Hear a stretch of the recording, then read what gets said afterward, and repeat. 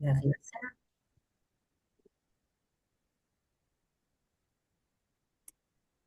Ujú. Bien,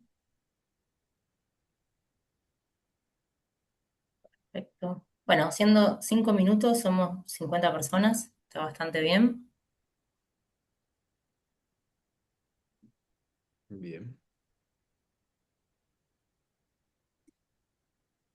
¿Cómo crees que hagamos, Ángel, con las...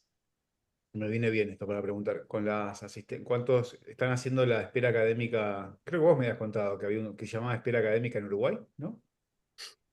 ¿Quién me contó? No, espera académica Alguien me en contó que en Uruguay. Uruguay tienen un tiempo X, que no sé si son 5 o 10 minutos, que le dicen la espera académica, que es como, bueno, las usos y costumbres. Que es, que estás en clase. Lo puedo contar. Existe en las Apuesto, universidades en Europa. Ah, Se apuesto mil llama dólares que en Uruguay no es. es ST o CT. ST es sin tempore y CT es con tempore. ah, Significa, son 15 minutos académicos.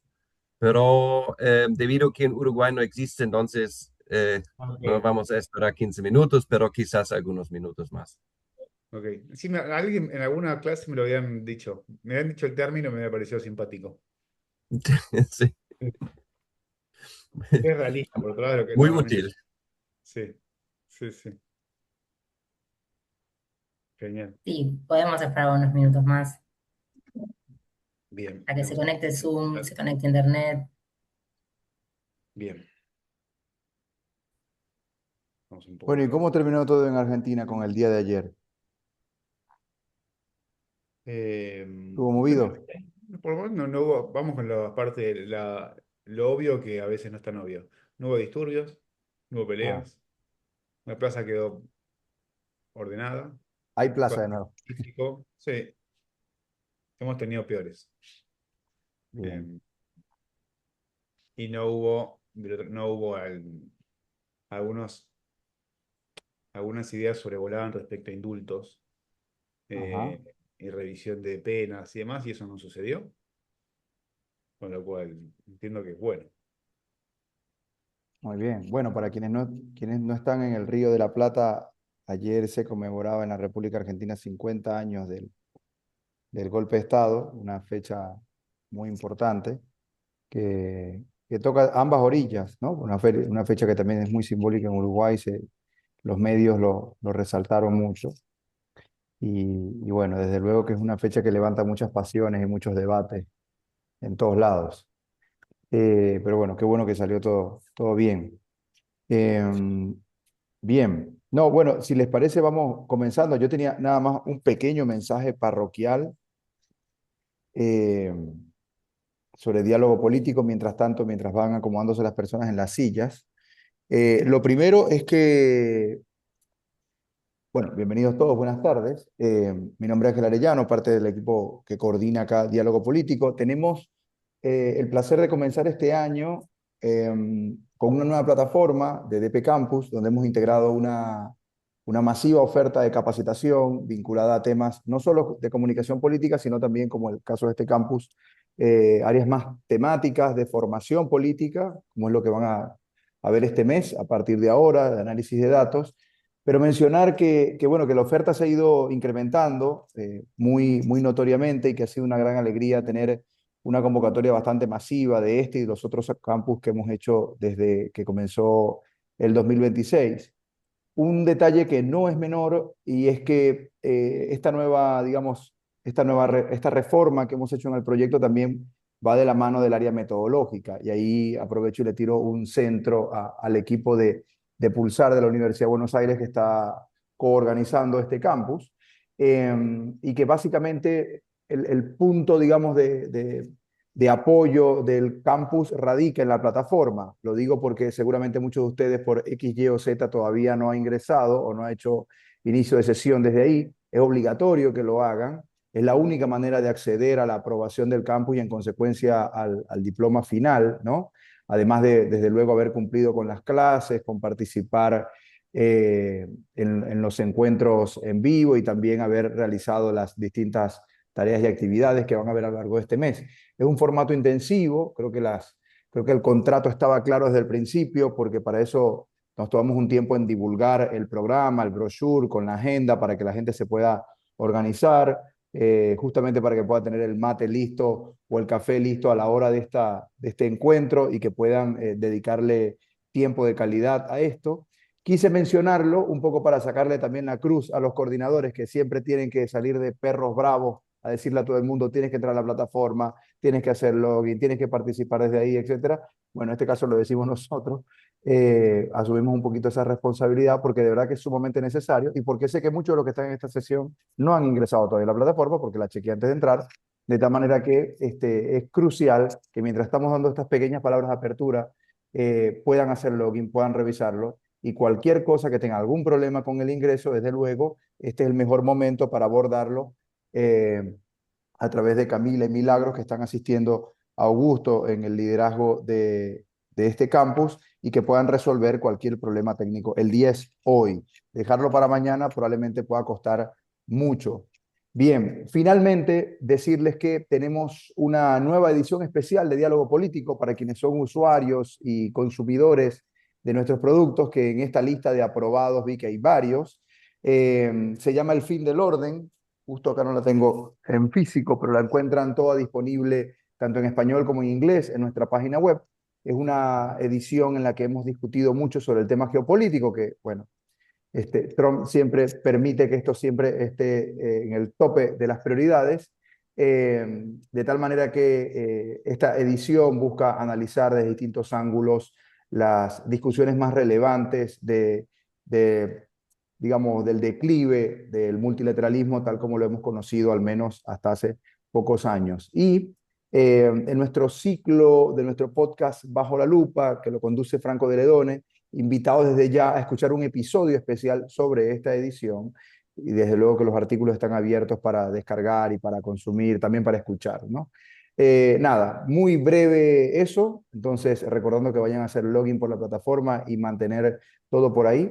Si les parece, ya vamos entonces entrando en carril. Con nosotros está Henning Sur. Henning es el director de la Fundación Konrad Adenauer y del programa Partidos Políticos y Democracia para América Latina, desde donde está ubicado el proyecto Diálogo Político. Así que, bueno, Henning, todo tuyo. Muchas gracias Ángel por la introducción y además por todo el trabajo que estás haciendo con Diálogo Político y en específico DP Campos. También quiero saludar no solamente todos los participantes aquí, sino por supuesto también el equipo de Pulsar. Muchas gracias, Augusto, por todos los esfuerzos que ustedes también están haciendo, no solamente desarrollando el curso, sino también organizando y brindando toda esta formación. Voy a empezar con una frase famosa que todos ustedes probablemente ya conocen de Winston Churchill, el estadista que dijo que él cree en ninguna estadística que él mismo falsificó. Y con esta frase él quería decir que siempre depende de la interpretación de los datos y cada persona, independiente del lado político, puede abusar los datos para dar un mensaje político, obviamente, ¿no?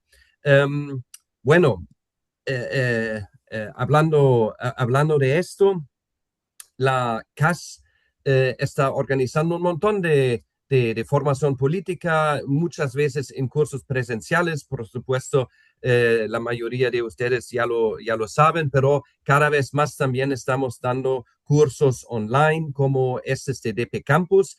Por eso esos cursos y la oferta de cursos está cada vez más creciendo.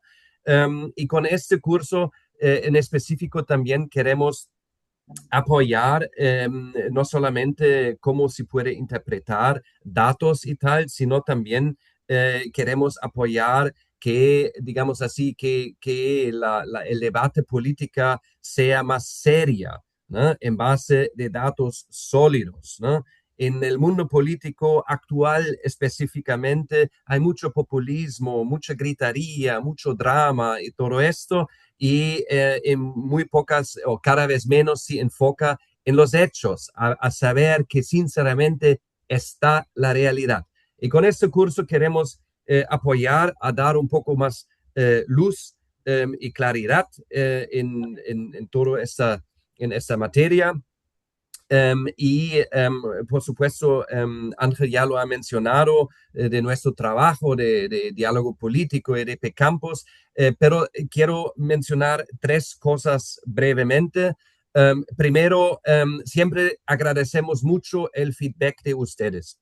Para nosotros, DP Campus es un proyecto muy importante y cada vez más queremos mejorar. Y por eso el feedback de ustedes está siempre bienvenido. La otra cosa es también que la participación es muy importante. Ustedes no pueden creer la cantidad de gente que se está postulando. ¿Eh? Cada vez más tenemos más postulantes. Ya para los cursos tenemos entre 700 hasta más que 1000 postulantes, depende del tema un poco. Y aunque brindamos los cursos varias veces al año, no, al año, tipo cada año, igualmente tenemos, está creciendo el número de postulantes, entonces todos ustedes pueden sentirse ya muy orgullosos por ser escogido, ustedes lo merecen, pero también por favor participan en este curso y en mi último punto es que hay más cursos de DP Campus que quiero invitar a todos ustedes a también postularse para participar en los otros cursos que estamos haciendo y por supuesto siempre ayuda si ustedes ya han concluido un curso. Bueno, con nada más, quiero dar la palabra a Augusto. Otra vez, muchas gracias por todo el trabajo. Gracias, Ángel, y deseo mucho éxito a todos ustedes. Gracias. Buenísimo, muchas gracias, Henning, Ángel, por las presentaciones. Bienvenidos y bienvenidas a todos a este curso, programa, diplomado. Vamos a contar un poquito de qué se trata. Me gusta que haya elegido Henning la frase de Churchill porque me parece que nos pone un poco el marco. En este programa me va a acompañar Camila Rodríguez Nardi y Milagros Milia, que están las dos colgadas acá. Conózcanse, véanse, sigan. Buenas tardes, voy a hablar, así les Hola, aparecen nuestros cuadritos. Claro. yo tengo otro nombre, pero acá estoy. Tengo cómo usar datos para... Bueno, mi nombre es Milagros. Un Ujú. gusto. Buenas tardes a todos. La idea es que la interacción la hagamos lo más fluida posible. Ángel lo dijo al principio, pero a mí me gustaría subrayarlo. Si todos estamos en un diplomado hoy en tiempos de IA, no es porque nos falte conocimiento el que yo voy a transmitir, es porque lo que queremos es un espacio donde podamos reflexionar y tener pensamiento crítico sobre lo que sucede. De manera que si necesitan la transcripción, la van a encontrar después. Si necesitan los textos, va a estar en la plataforma. La idea de estos intercambios es que haya un intercambio. Y esto me parece que es fundamental. Así que acá los invito en dos cosas. Primero, interactuar con la plataforma. En segundo lugar, interactuar en la clase. Frenen, levanten la mano, pregunten, o sea, indaguen. Y en tercer lugar, sino que sea el chat. Por último, las cámaras. Yo ya es una batalla perdida, pero no por eso hay que entregarse. Prendan las cámaras. A mí no me molesta si están tirados mirando el techo, incluso con las patas arriba de la mesa. Preferiría que no, pero si lo hacen, y prefiero la cámara abierta con las patas arriba de la mesa, porque lo que prefiero es que sea nada, lo más clase posible. Eso lo va a hacer mucho más o menos para todos. Lo que vamos a tratar de hacer durante la clase es frenar y hacer ejercicios, poner prácticas, que ustedes dialoguen, que planteen las dudas. El programa está pensado para esto, está pensado para plantear dudas, para criticar, para reflexionar en conjunto. La primera clase, ahora vamos a hablar un poco de las encuestas de opinión pública antes de hacer una introducción. Es uno de los temas que está como muy sobreproblematizado y los cuales normalmente tenemos muchísimas dudas. Y lo que vamos a hacer es hablar lo más despojados de sentidos y de prejuicios posible y atacar lo máximo posible el objeto de investigación. Acá nadie se va a ofender por las preguntas. Lo importante es que siempre seamos respetuosos, digamos, con el otro y cumplamos con el punto de vista de una forma agregada, digamos, sumando valor. Dicho esto, ¿alguna duda? Antes de comenzar, ¿hemos sido claros? ¿Tienen alguna duda? ¿Quieren profundizar en algo? Bien. Mil y Cami, ¿estamos ok para dar inicio más formal a los contenidos en sí? Bien. Estamos ok. Quizás, Mili, ¿querés repasar alguna cuestión técnica mínima? Así empezamos. Sí, quizás algunas cuestiones más administrativas. Primero, pedirles que por favor respondan la encuesta que les mandamos por mail y que también está como actividad obligatoria en el campus, a quienes todavía no lo hicieron. En segundo lugar, bueno, como comentaban anteriormente, vamos a tomar asistencia, así que es importante que estén en las clases porque es condición necesaria para la emisión del certificado. Obviamente entendemos que a veces pueden surgir imprevistos, pero pedimos por eso también cierta regularidad. Por otro lado, también es importante que hagan los ejercicios durante el curso. Tienen aproximadamente una semana desde que se sube cada ejercicio al campus para entregarlo. Generalmente lo subimos un día después de la clase. Y bueno, cualquier duda o consulta que tengan, además del espacio de las clases, pueden también escribir al mail desde el cual reciben las notificaciones. Eso sería todo. Buenísimo. Bien, arrancamos y lo primero que me parece que es fundamental preguntarse, ya que estamos todos acá, es qué estamos haciendo. ¿Qué hacemos 59 personas en un Zoom hablando de cómo se usan los datos para la política? ¿Qué sentido tiene? Y cómo, en definitiva, cada uno de ustedes piensa que esto es útil, ¿por qué lo aplicaría? Si alguno quiere romper con la barrera del silencio, me gustaría conocer esto. Primero, ¿por qué llegaron acá y cuál es la curiosidad que intentan resolver? No hace falta que hablen todos, pero si alguno quiere explicarme lo más despojado de no me vendan lo que estaban pensando, sino lo más sincero, ¿por qué llegaron acá? ¿Y cuál es la pregunta que buscaban responder cuando termine este programa? Ya arrancamos, no arranquemos así. A ver, Ronaikel, ¿quieres hablar? Te vas a abrir de la cámara y vas a hablar. Muy bien, excelente, Hola Augusto, ¿qué tal? ¿Me escuchan bien? excelente. Chévere. Por acá saludos desde Venezuela. Bueno, la finalidad justamente de este conocimiento es entender un poco el papel que juegan hoy los datos en la política y hay algo precisamente que me llama full la atención y es Ujú. como las grandes corporaciones, en este caso de redes sociales, han hecho del excedente conductual un instrumento para grandes empresas y cómo esto puede mermar un poco la democracia en algunas regiones, entendiendo que, bueno, estos excedentes conductuales generan patrones a través de inteligencias artificiales que terminan de alguna forma u otra determinando a los sujetos. Wow, no sé si vamos a poder responder eso, pero es un gran interés por el que llegaste. Pero espero que podamos satisfacer un cuarto de eso. Vinicio, ¿querés aportar algo? Y luego Pacífico. Hola, muy buenas tardes. Un cordial saludo desde Ecuador. Bueno, de mi parte, estoy acá porque soy un asiduo consumidor de el contenido de diálogo político. También me gusta y me encanta mucho la política. He tenido la oportunidad de servir en distintos espacios de dirigencia estudiantil. Y bueno, tengo la perspectiva que uno si quiere servir bien a la colectividad tiene que prepararse, tiene que aprender y la política, la dirigencia se hace y se acciona con datos. Entonces, el poder conocer la parte técnica y estoy seguro que este programa, este diplomado me va a dar los insumos necesarios para aplicar estas herramientas en beneficio del colectivo, en beneficio de mi sociedad, de mi departamento, de mi país, de Ecuador, para así aportar ese granito de arena positivo por mi gente. Eso de parte mía y muchísimas gracias. Bien, tenemos una visión pesimista y una más optimista. Ahora, Pacífico, vamos a ver si es la posición intermedia y cerramos la parte de indagación. Sí, hola, buenas tardes. Saludos a todos. Gracias por la oportunidad de participar en este curso. La intención es que siempre hablamos de democracia y de participación ciudadana y pienso que este curso me va a brindar algunas herramientas para poder aplicarlas precisamente en la consulta ciudadana y en la construcción de políticas públicas. Entonces, pienso que además de sí, claro, entender una encuesta que probablemente se hacen por universidades o casas encuestadoras, también me va a permitir a mí utilizar este instrumento para poder entender qué es lo que una localidad, una zona necesita como prioridad y sea atendida a través de, ya sea de una iniciativa de ley o algo en lo que se pueda apoyar a la comunidad. Entonces creo que es un buen instrumento que al menos creo yo que sabiéndolo construir bien, puede ser muy útil para la construcción de soluciones a la gente. Bien.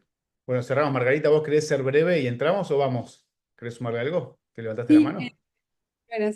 sí, en realidad en mi caso particular fue tener herramientas más puntuales porque por lo menos acá en Uruguay siento que hay un descrédito hacia todo lo que son encuestas y métodos y lo dan como un dato. Entonces conocer la ciencia de atrás me parece una herramienta fundamental. Era eso. Bueno, parte de ese descrédito está justificado, así que no vamos a hacer una defensa gremial per se, que esa es parte de la particularidad del diplomado. Bien, me gusta todas las interacciones que hicieron porque hay dos o tres cosas que están por lo menos en la parte introductoria que les queríamos plasmar, y este es un programa de análisis de datos para la política. Claramente no podemos explicarles como Cambridge Analytica cómo se manipula el comportamiento social a partir de determinados grandes datos, porque no lo hacemos, ninguno de nosotros ha trabajado en eso, pero que ustedes lo plasmen es parte de esa faceta, de cierto pensamiento en torno a que es posible manipular las sociedades a través de los datos, y eso es relativamente nuevo. Y el rol que tienen las corporaciones ahí también es relativamente nuevo, y después está la parte más optimista, si quieren, y es que a partir de los datos podemos accionar. Eh, y esa es la parte que vamos a tratar de pensar un poco más. Ahora, simplemente como para hacer un poco de ojo crítico antes de pasar directamente a la parte de las encuestas y comprender un poco el sentido que tiene hablar de los datos para la política hoy. ¿Quiénes fueron los grandes productores y organizadores de datos e información en la historia de la civilización? ¿Cuáles fueron las entidades o las organizaciones que promovieron activamente la generación de datos o de información respecto a las poblaciones, o incluso sobre los territorios? ¿Fueron las corporaciones, como dijo Ronald Kelker al comienzo, o fue otro tipo de organización? ¿Acaso no fueron los propios seres humanos y más concretamente los estados los que a partir de ellos empezaron a buscar de forma decidida? Y creo que un poco en el origen de esto, y eso es lo que la invitación que probamos al principio, nos va a invitar a que lleguemos al dato con una visión un poco más crítica, que lo que el sentido acá no es salir del diplomado siendo, bueno, no creyendo en nada, siendo nihilistas, sino teniendo una visión crítica sobre que los datos efectivamente muestran algo y que también lo solapan. ¿Alguien escuchó hablar de un historiador que se llama James Scott? Tiene una idea bastante peculiar que le vamos a trabajar por un momento, y es que los estados necesitan ver, ¿no? La idea de que los estados necesitan ver es piensen que habla de los estados en la era antigua como con ceguera parcial. Y estos gobernaban territorios que no podían ver. No sabían muy bien cuántas parcelas había, cuántos territorios había bajo su poder, cómo estaban delimitados los catastros, ¿no? Tenían ceguera parcial. Y a partir de esa ceguera parcial se les complicaba algo que es absolutamente central y neurálgico para los estados modernos, que es que cobrar impuestos. Sin impuestos no hay Estado, ¿no? Creo que lo dice David Rock en algún lugar, que los impuestos son el costo de la civilización, y a partir de eso los estados necesitan ver.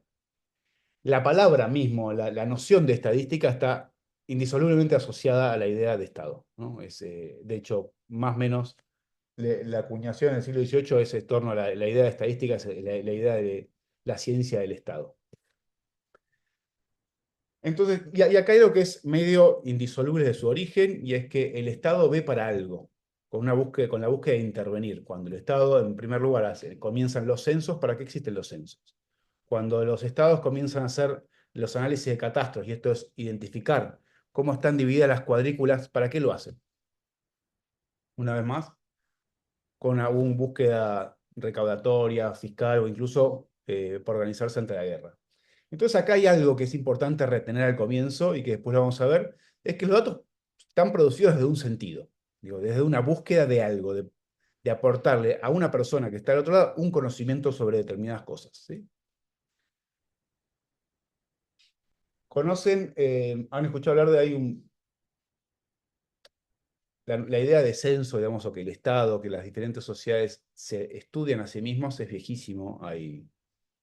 Eh, No sé si alguno vio la película Ben-Hur. Yo sé que es una película, estoy diciendo una película viejísima de Charlton Heston, que es esencialmente, eh, bueno, una película sobre el nacimiento de la Iglesia Católica, dicho de otra forma.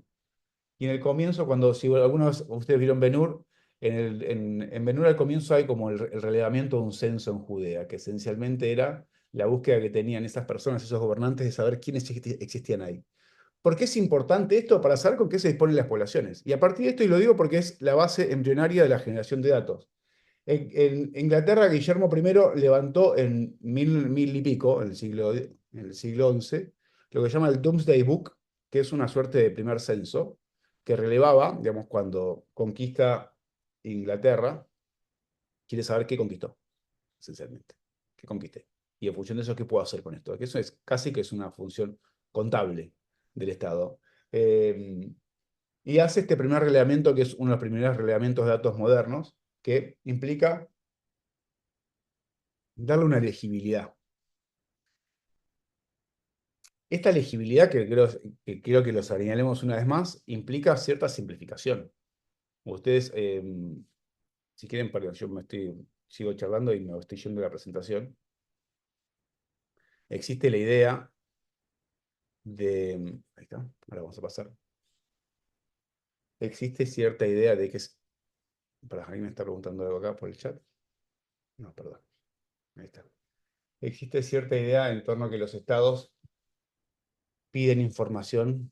¿Para qué? Digo, cuando una persona hace un censo, un relevamiento.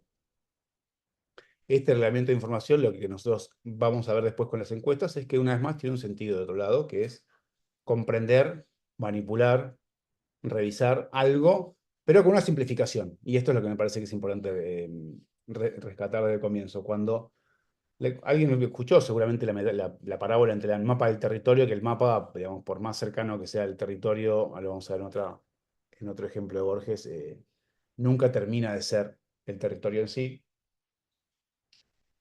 Entonces hay algo que en el origen de por qué el Estado produce datos que me parece que vale la pena levantar. Uno es la comparabilidad.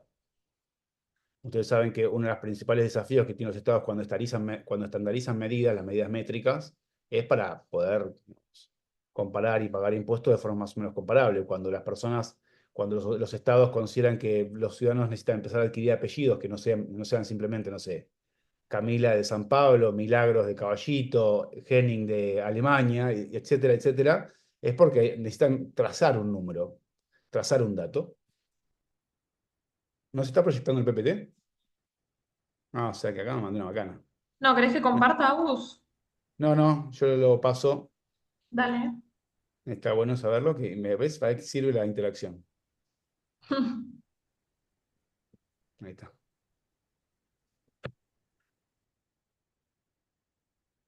Mira vos, bueno,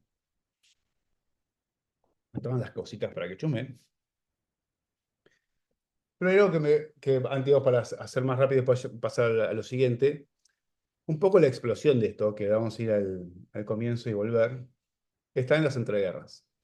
Em, Datos, las grandes el desarrollo de grandes cuentas nacionales, el PBI, la estructura laboral, la inflación, datos de desempleo, crecimiento, toda esta gran arquitectura, o esta, si quieren, tecnología de la medición en la sociedad moderna, gran parte de esa se desarrolla entre las dos guerras mundiales. Y el caso del PBI probablemente sea el más resonante y obvio de esto. Y esto es para qué necesitaban los países medir un PBI. ¿Quién puede sospechar? No, o sea, el PBI no es un dato que se use desde 1800, en 1700 no medían el PBI, y probablemente la mayoría de los países no medían el PBI hasta pasar la Segunda Guerra Mundial. Y acá hay un tema, y esto es un poco lo que el dato muestra y lo que el dato solapa. ¿Qué mide un PBI? ¿A quién quiere decirme? Ahora me quedan sin palabras en el chat. Lo que produce la producción, o sea, lo que produce un estado a lo largo del año. Bien. ¿Y si el PBI de un país crece, es bueno o es malo? En principio es bueno, Bien. ¿Y por qué en creo. principio?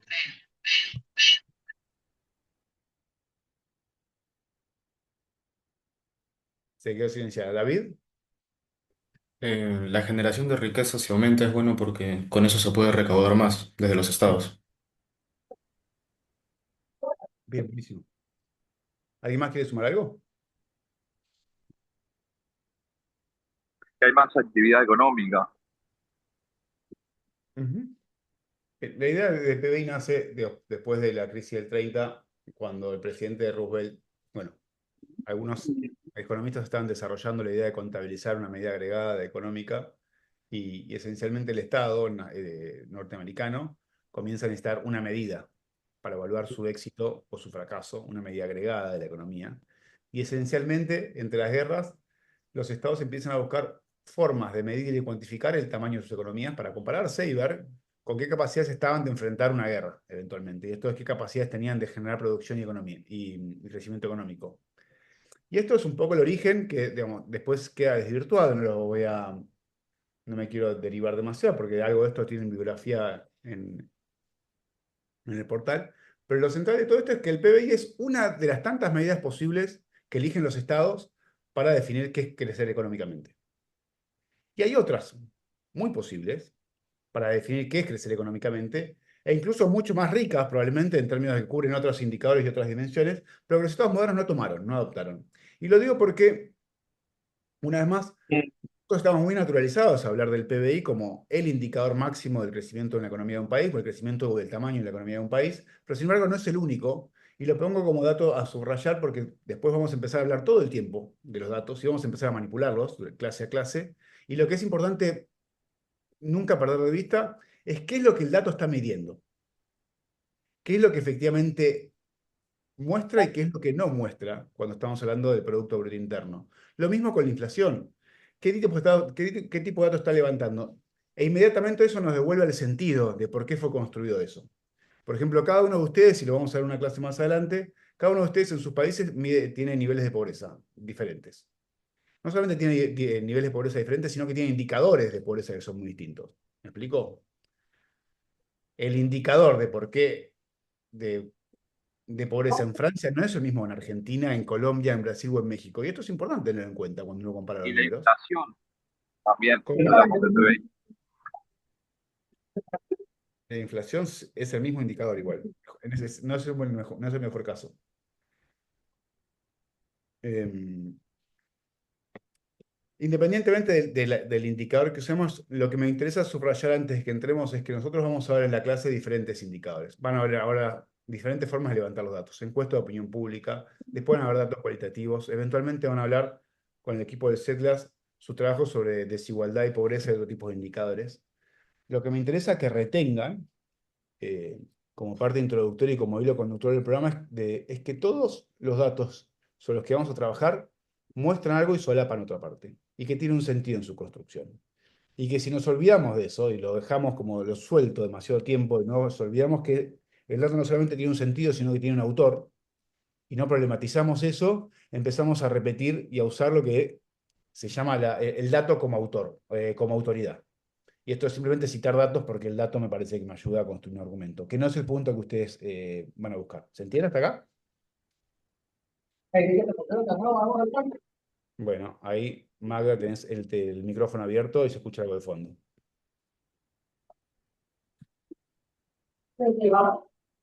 Entonces, solamente esto, y antes de pasar a lo importante, es que nosotros retengamos estos 5 puntos a los fines de todo el programa.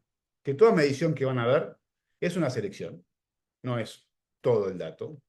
Un censo difícilmente sea lo que la sociedad es lo que la sociedad decidió preguntarse a sí misma que es, o sea, cuáles son las preguntas que vamos a hacer.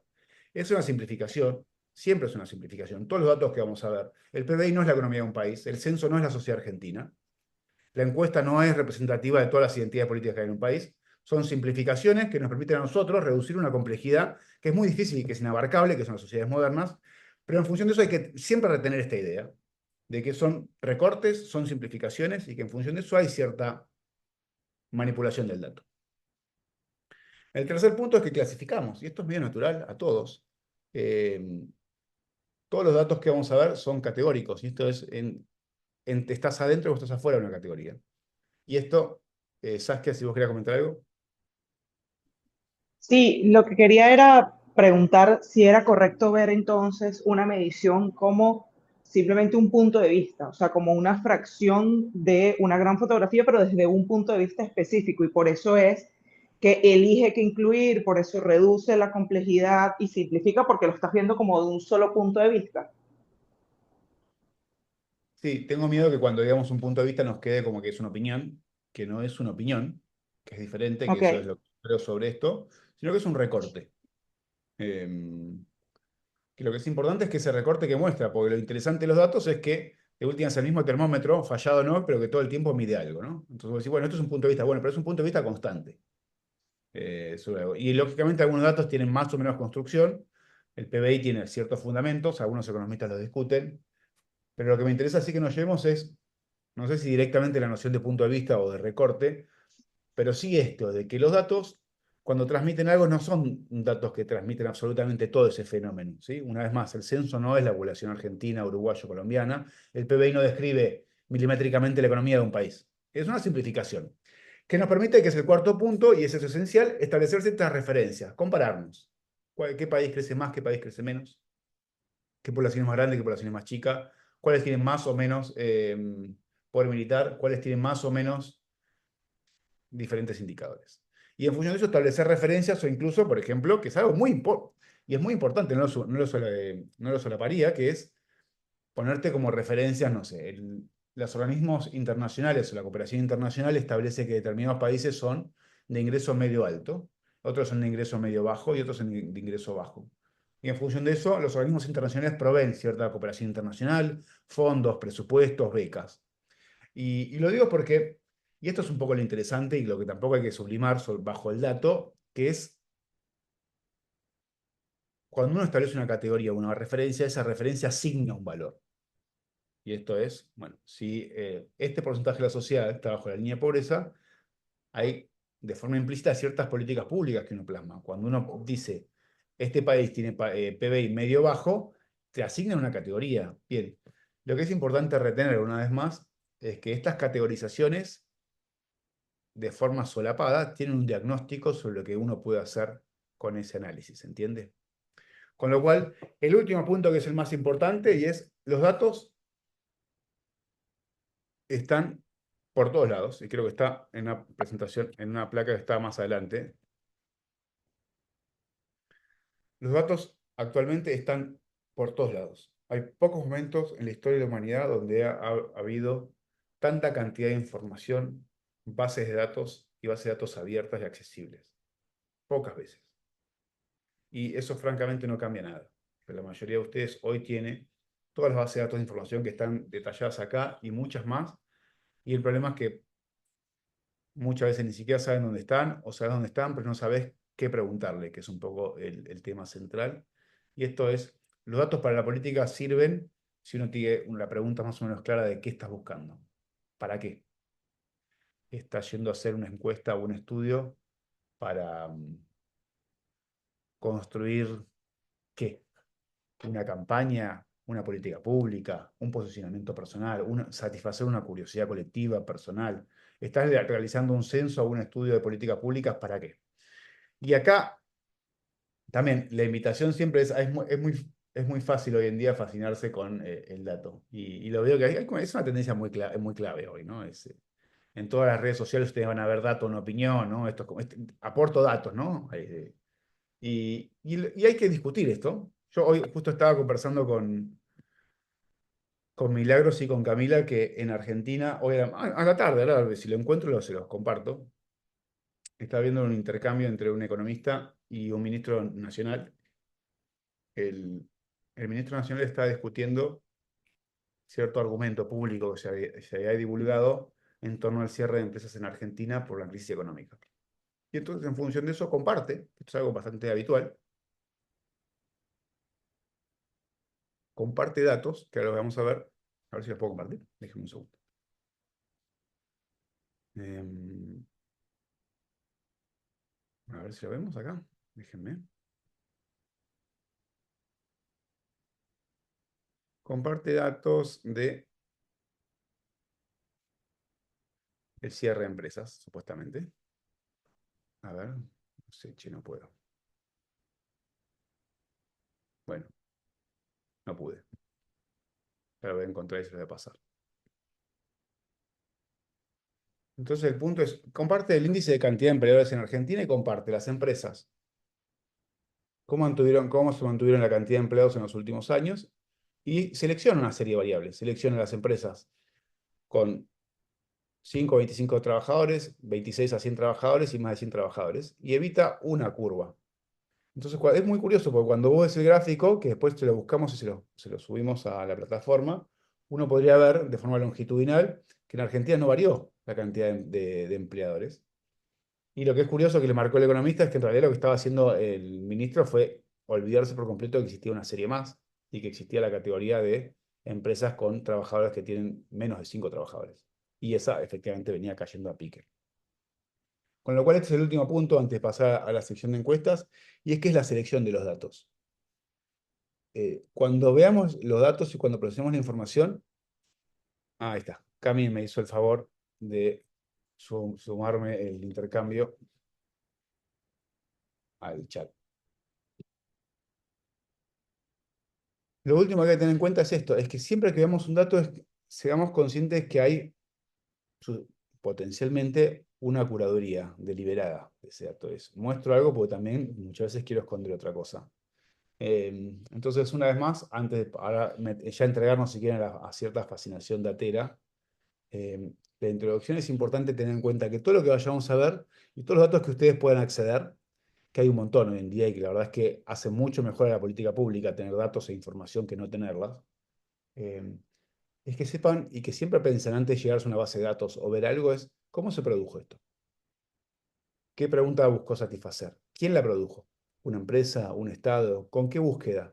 ¿Qué categorías construyó? ¿Estas categorías son naturales o están construidas socialmente? Y en función de eso nos va a permitir un poco refinar el análisis posterior que hagamos de la información. ¿Hasta acá estamos bien? Bien. Dicho esto, vamos a volver. Y antes, acá estamos.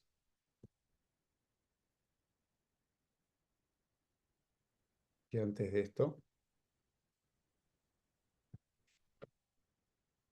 antes de pasar a cosas, me voy a entregar a un mini cuento que tiene Borges que me gusta, y como me gusta Borges y soy coordinador del programa, lo van a tener que leer, así que espero que refuerce un poco el punto que vamos a leer. Y es lo que llamo como una suerte de microcuento, que se llama Del rigor en la ciencia, y que describe, si quieren leerlo tranquilo, ahora lo leo en voz alta. Sobre todo me interesa la primera parte. En aquel imperio el arte de la cartografía, dice, logró tal perfección que el mapa de una sola provincia ocupaba toda una ciudad y el mapa del imperio toda una provincia. Con el tiempo estos mapas desmesurados no satisfacieron y los colegios de cartógrafos levantaron un mapa del imperio que tenía el tamaño del imperio y coincidía puntualmente con él. Menos adictos al estudio de la cartografía, las generaciones siguientes entendieron que ese dilatado mapa era inútil y no sin impiedad lo entregaron a las inclemencias del sol y los inviernos. Nosotros deberíamos ser las generaciones siguientes que entienden que el dilatado mapa es inútil. Y explico un poco de qué se trata la cita, y que es esencialmente la idea de que un mapa, y esto es una abstracción, nunca puede satisfacer la complejidad que tiene el territorio. El mapa puede escribir que hay determinadas fronteras, de que hay montañas, de que hay bosques, pero nunca lo va a terminar de describir de forma acabada, nunca le va a dar lo que nosotros llamamos la suficiente textura como para que esto se entienda. Y esto es absolutamente importante tenerlo en cuenta. Que todos los datos que vamos a ver y que vamos a hablar son mapas, no son el territorio en sí, son mapas. Y a partir de eso hay que tenerlos justificados y también relativizados y en su lugar, en su medida justa, como para no asignarles un valor que efectivamente después no tienen. ¿Hasta acá alguna duda, alguna pregunta? ¿No? Bien. En esta segunda parte se va a sumar al tándem Camila Rodríguez Nardi y Milagros Milia, las dos, van a entrar vamos a hacer una suerte de conversatorio de para qué sirven las encuestas. Y esencialmente creo que al principio le habíamos puesto a esta clase todo lo que usted quiso saber sobre las encuestas y nunca se animó a preguntar. Es un poco el sentido de lo que vamos a hacer. Así que Cami, Mili, adentro cuando ustedes quieran. La idea de esta sección es, una vez más, que ustedes se hagan y que nosotros tratemos de responder todas las preguntas que se hicieron sobre qué tienen las encuestas políticas. Para esto sería bastante importante, si no decisivo, que nos respondan el cuestionario que mandamos por la plataforma, como para saber cuáles son las preguntas más habituales que tienen. Nosotros las que tenemos acá son algunas que nos hicieron compañeros de este diplomado en años anteriores, pero sería útil saber y que nos vayan frenando, así que si tienen preguntas, es el momento de hacerlas. No las guarden. Bien. Teóricamente, todas las encuestas de opinión pública nacen con una idea, y esto es un objetivo, y esto es, ¿qué quiero saber? ¿Dónde están mis votantes? ¿Cómo se conforman mis votantes? ¿Qué piensa la sociedad sobre el gobierno actual? ¿Cómo evalúa a este gobierno? O por otro lado, ¿por qué consume, qué tipo de consumos tiene alimenticios? ¿Qué tipo de consumos tiene noticiosos, mediáticos? Hay un objetivo, hay una pregunta central y es qué es lo que define esencialmente ese tipo de encuesta. Y en función de esos objetivos se definen varias cosas que después vamos a ir viendo a medida que avanza. En función de ese objetivo, vamos a definir un método, que nosotros vamos a hablar hoy del método cuantitativo, no el cualitativo, que va a hablarlo Daniel en la clase que viene. En función de eso hacemos un recorte, que es lo que vamos a hablar después más en detalle, que es la famosa muestra. Desarrollamos un cuestionario, y esto hasta acá es la lista de lavandería, digamos, el ABC. Y con esas preguntas, que después vamos a apreciar un poco más eh, qué tipo de formulación tiene que tener, hacemos un análisis. Esto parece muy sencillo y obvio, que se hace de esta forma y que es muy estructurado y que funciona como de una forma muy académica. En los hechos, nada de esto es tan así. Las cosas van y vienen. El cuestionario se define por el objetivo, el método se define, la muestra también define parte del método y así sucesivamente. Con lo cual, lo que vamos a tratar de hacer ahora es ser lo más puntillosos y detallistas en cada una de estas partes de este proceso. No solamente en el análisis, que normalmente es la parte que ustedes ven de las encuestas de opinión pública, ¿sí?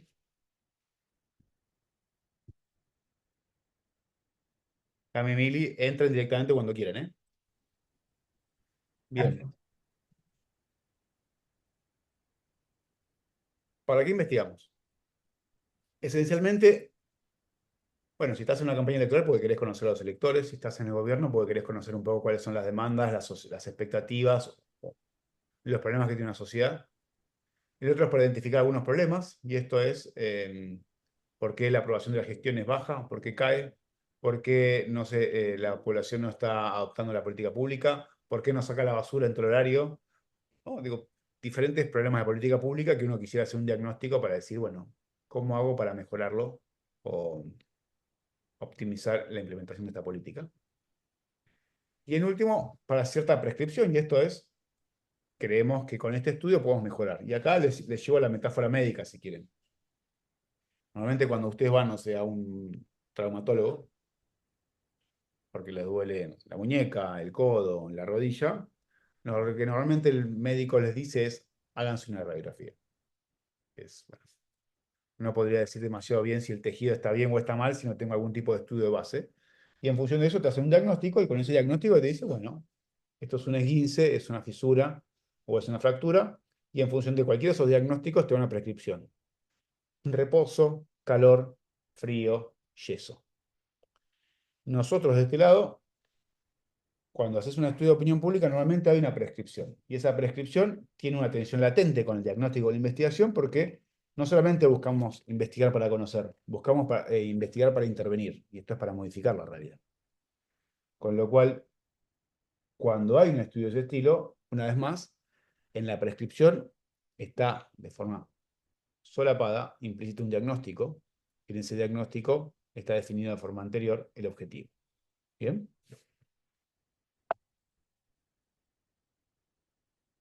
Vamos a pasar a lo siguiente. Lo van a conversar seguramente un poco más en profundidad con Dani la clase que viene, pero la clase que viene ustedes van a hablar sobre datos, sobre análisis cualitativos, sobre métodos cualitativos, y lo que me interesa esencialmente diferenciar acá, que ya lo va a hacer después con más detalle, y es que la búsqueda con una encuesta es la frecuencia. Cuando uno va a hacer un estudio cuantitativo, la búsqueda es dimensionar con qué frecuencia se da determinado comportamiento, qué escala o qué jerarquía tiene determinada opinión, con cuántas veces se repite determinada posición. En el estudio cualitativo ustedes se van a enfocar después en algo mucho más específico, pero acá lo que a nosotros nos interesa buscar es la dimensión. Eh, Evaluar el impacto que tienen determinados eventos, una crisis política, una declaración desafortunada de un ministro, cuánto se repite, cuánto se reproduce y cuánto efectivamente llegó a parte de la sociedad.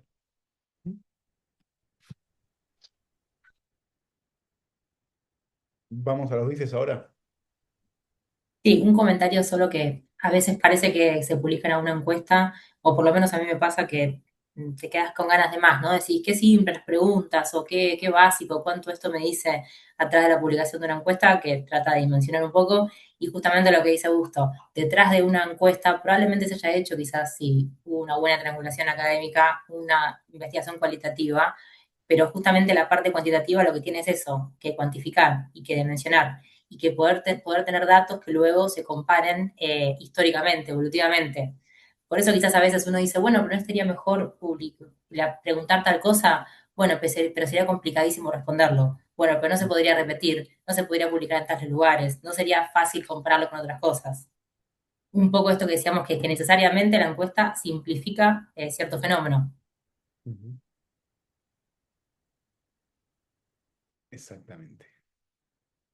Estas simplificaciones, dejé de compartir y hice algo mal. Pero yo soy el no. Estás compartiendo. Está bien.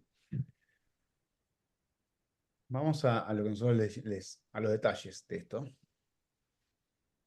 Estas son algunas preguntas que ustedes nos hicieron. Va, ustedes directamente no. Otros compañeros suyos en otros años. Y también son algunas de las que nos hicieron hoy, las respuestas que ellos llegaron. Algunas son, ok, algunas las tenemos actualizadas, perfecto. Bien, parece más bien. Encuestas presenciales. ¿Es válida una encuesta en redes sociales? ¿Cuántas personas se requiere para hacer una encuesta? ¿Cuáles son los métodos más efectivos? ¿Qué significa margen de error? Buenísimo, estuvo bastante diverso. Vamos a las primeras. Hay tres métodos. Uno podría decir, vamos a hacerlo esto a medio dueto, Capi. Uno podría decir que hay más de tres métodos. Hay un cuarto que combina todos y hay otros que nosotros evitamos, pero esencialmente hay tres. Es el presencial, el telefónico y el online. El online, no hace falta decirlo, es relativamente nuevo. El presencial es levantar los casos de forma cara a cara, el telefónico por teléfono y el online ya es un poco obvio. ¿Son todo lo mismo? O mejor dicho, si quieren y acá participamos. ¿Hay alguno que sea mejor que el otro?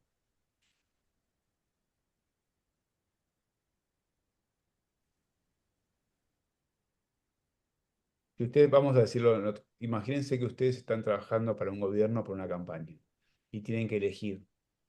Vamos a hacer una encuesta. Y les ofrecen las tres opciones. ¿Qué dirían? Luis, Buenas tardes. Y dependiendo. No sé por qué me da más confiabilidad el método presencial. Siento que el telefónico puede ser muy sesgado y el online definitivamente, pues si tenemos alguien que nos meta bots en redes sociales, pues ya va a ser, ¿cómo se llama? Un tanto la respuesta enfocada al camino que quiere, no sé, alguien contra de nosotros de alguna manera. Bien. Tenemos un voto para presencial. Saskia, Margarita, David. Yo no votaría por ninguna de las tres hasta no saber qué es lo que quiero hacer con la encuesta. Eso es lo que estábamos hablando ahorita, de que tiene que tener un objetivo y que tenemos que saber cuál es ese objetivo. Y creo que en función del objetivo, algunas de ellas nos va a ser más útil que otras. Si, por ejemplo, estoy en un segmento de la sociedad donde el tema online es bastante bien visto, todo el mundo tiene acceso, etcétera, pues bueno, me va a funcionar bastante bien. A lo mejor el sitio en el que estoy no llega a internet y no puedo hacerlo online, o el sitio donde estoy no hay acceso a teléfonos, por ejemplo, señales telefónicas. Significa que entonces no puedo usar ninguno de esos dos y a juro me tendría que ir por el presencial. Entonces creo que va a depender del objetivo en sí de la encuesta y de la muestra que vaya a querer utilizar. Muy bien. Margarita.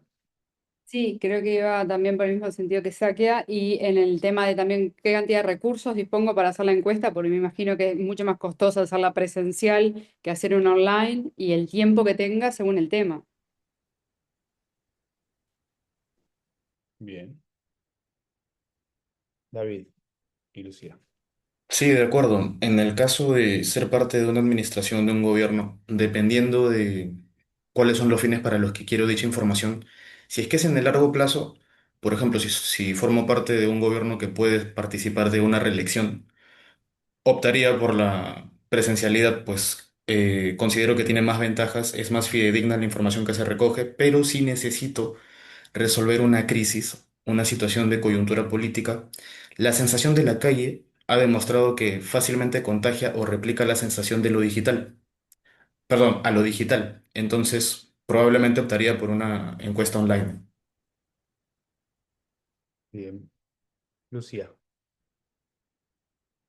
De No te mano con escucho. lo que ya dijeron los compañeros y las compañeras, yo creo que podría combinarse tal vez. Depende un poco del objetivo y el público al cual se le vaya a hacer la encuesta. Porque capaz que si pensamos, no sé, en jóvenes, por ejemplo, capaz que puede tender a responder más online que otro tipo de población. Pero es cierto que para generar más confiabilidad, tal vez una encuesta cara a cara puede generar más confianza, pero todo también depende de los recursos y de las personas a las cuales se encuesta. Excelente. Bueno, todos dieron buenos puntos de vista y aportaron un poco a la conversación.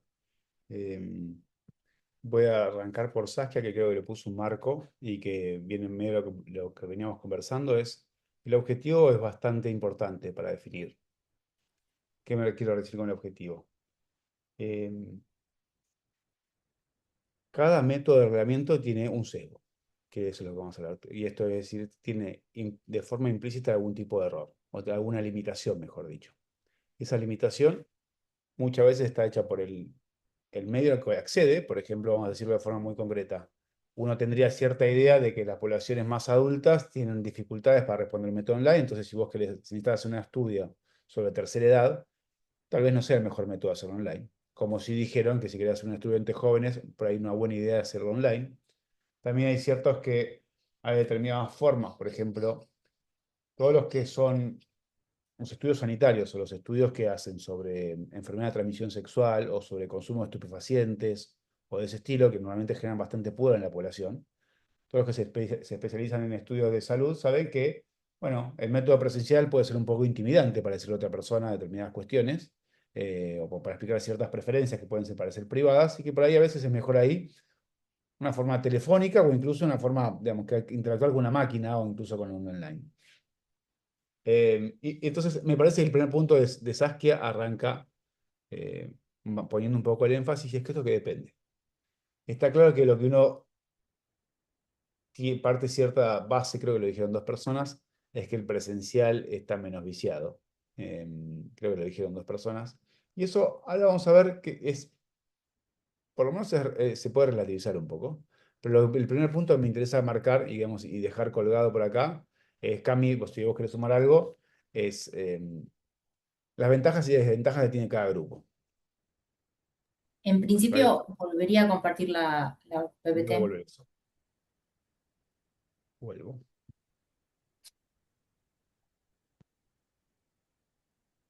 Ahí está. Bien.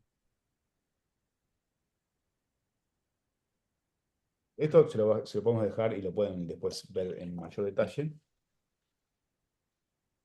Lo que es importante que tengan de acá, o digamos, retener, es que tienen algunas ventajas y cada una tiene algunas ciertas desventajas. Em, Después van a ver, cada uno tendrá sus preferencias personales en función de eso, y lo que vamos a hablar un poco más obvio es cuál es mejor para hacer el diagnóstico electoral, pero acá tiene un poco una revisión general.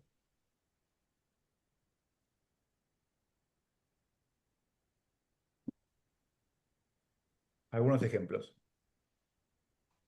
Encuesta online dice que el 90% de la gente no mira televisión. Bueno, es lógico, sí.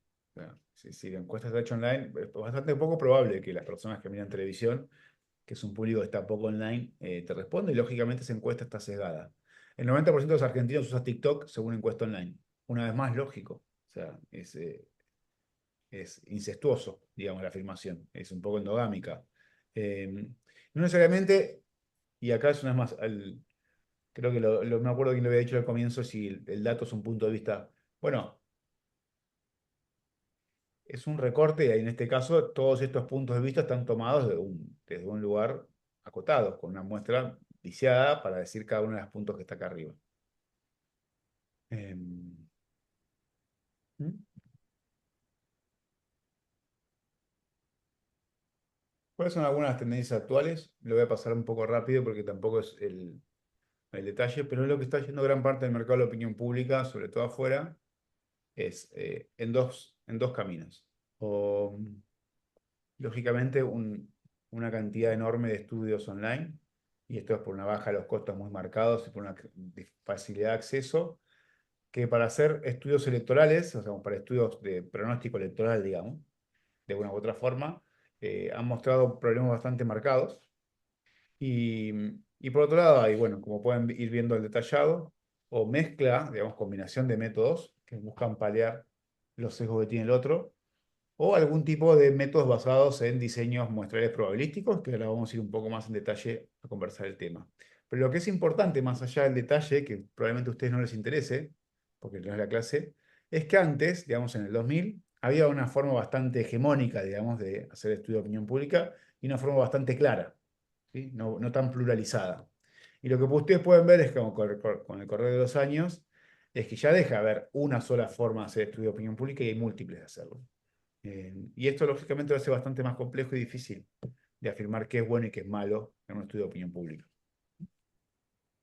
Me gustaría también resaltar un poco que el gráfico lo muestra bien el dinamismo, ¿no?, de todo este proceso y cómo el mismo los encuestadores y en general los investigadores, pero los encuestadores sobre todo, tienen que adaptarse constantemente a que las reglas de juego cambian y que las condiciones no son las mismas. Por ejemplo, hace 10 años, y no sé, Augusto, estarás de acuerdo, Mili, nadie dudaría que hacer una encuesta presencial era infinitamente más cara que hacer una encuesta telefónica con un encuestador.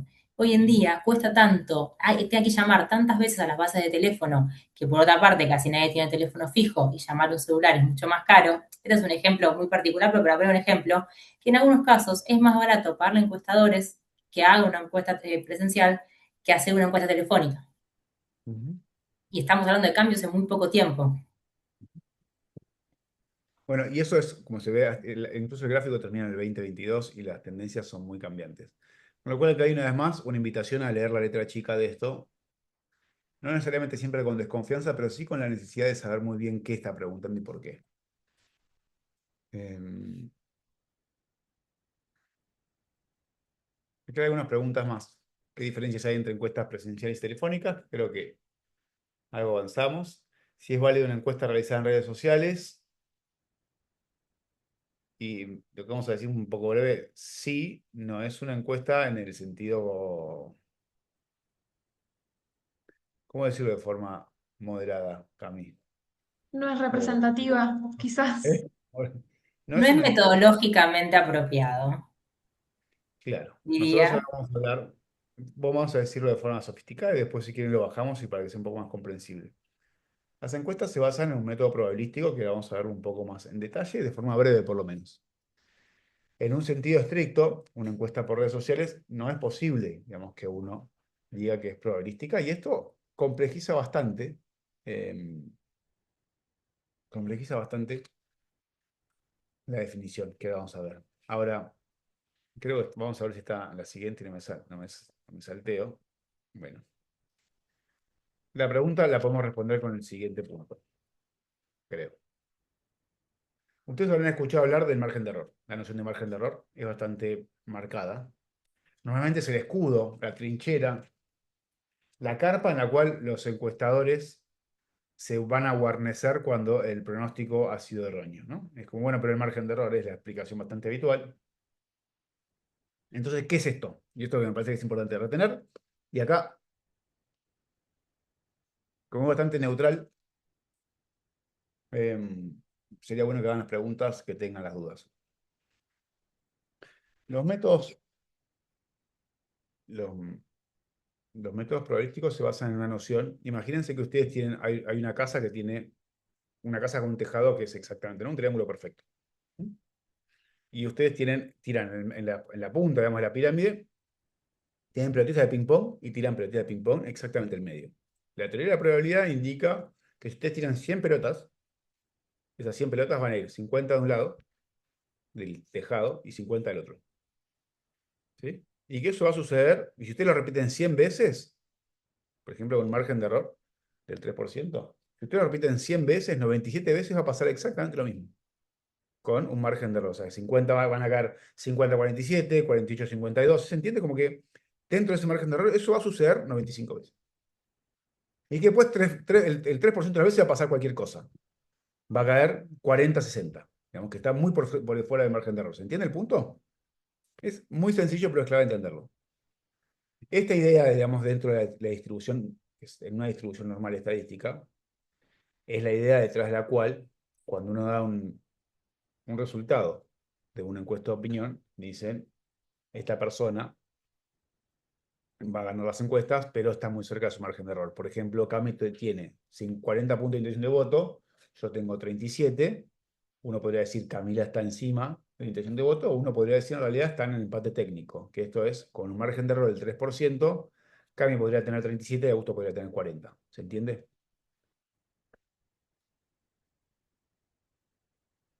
Esto que parece ser una tontería es un argumento muy frecuente y que esencialmente habla sobre cuánto pueden variar los resultados entre una encuesta y otra. Ahora la pregunta, y la siguiente pregunta es como si antes hicimos qué método usarían. Imagínense que mañana ustedes tienen que hacer o pedir una encuesta de opinión pública para conocer con la mayor precisión posible qué es lo que piensa una sociedad sobre determinados temas, puede ser electorales o no. ¿Cuántos casos pedirían? ¿Cuánto es una encuesta grande y cuánto es una encuesta chica?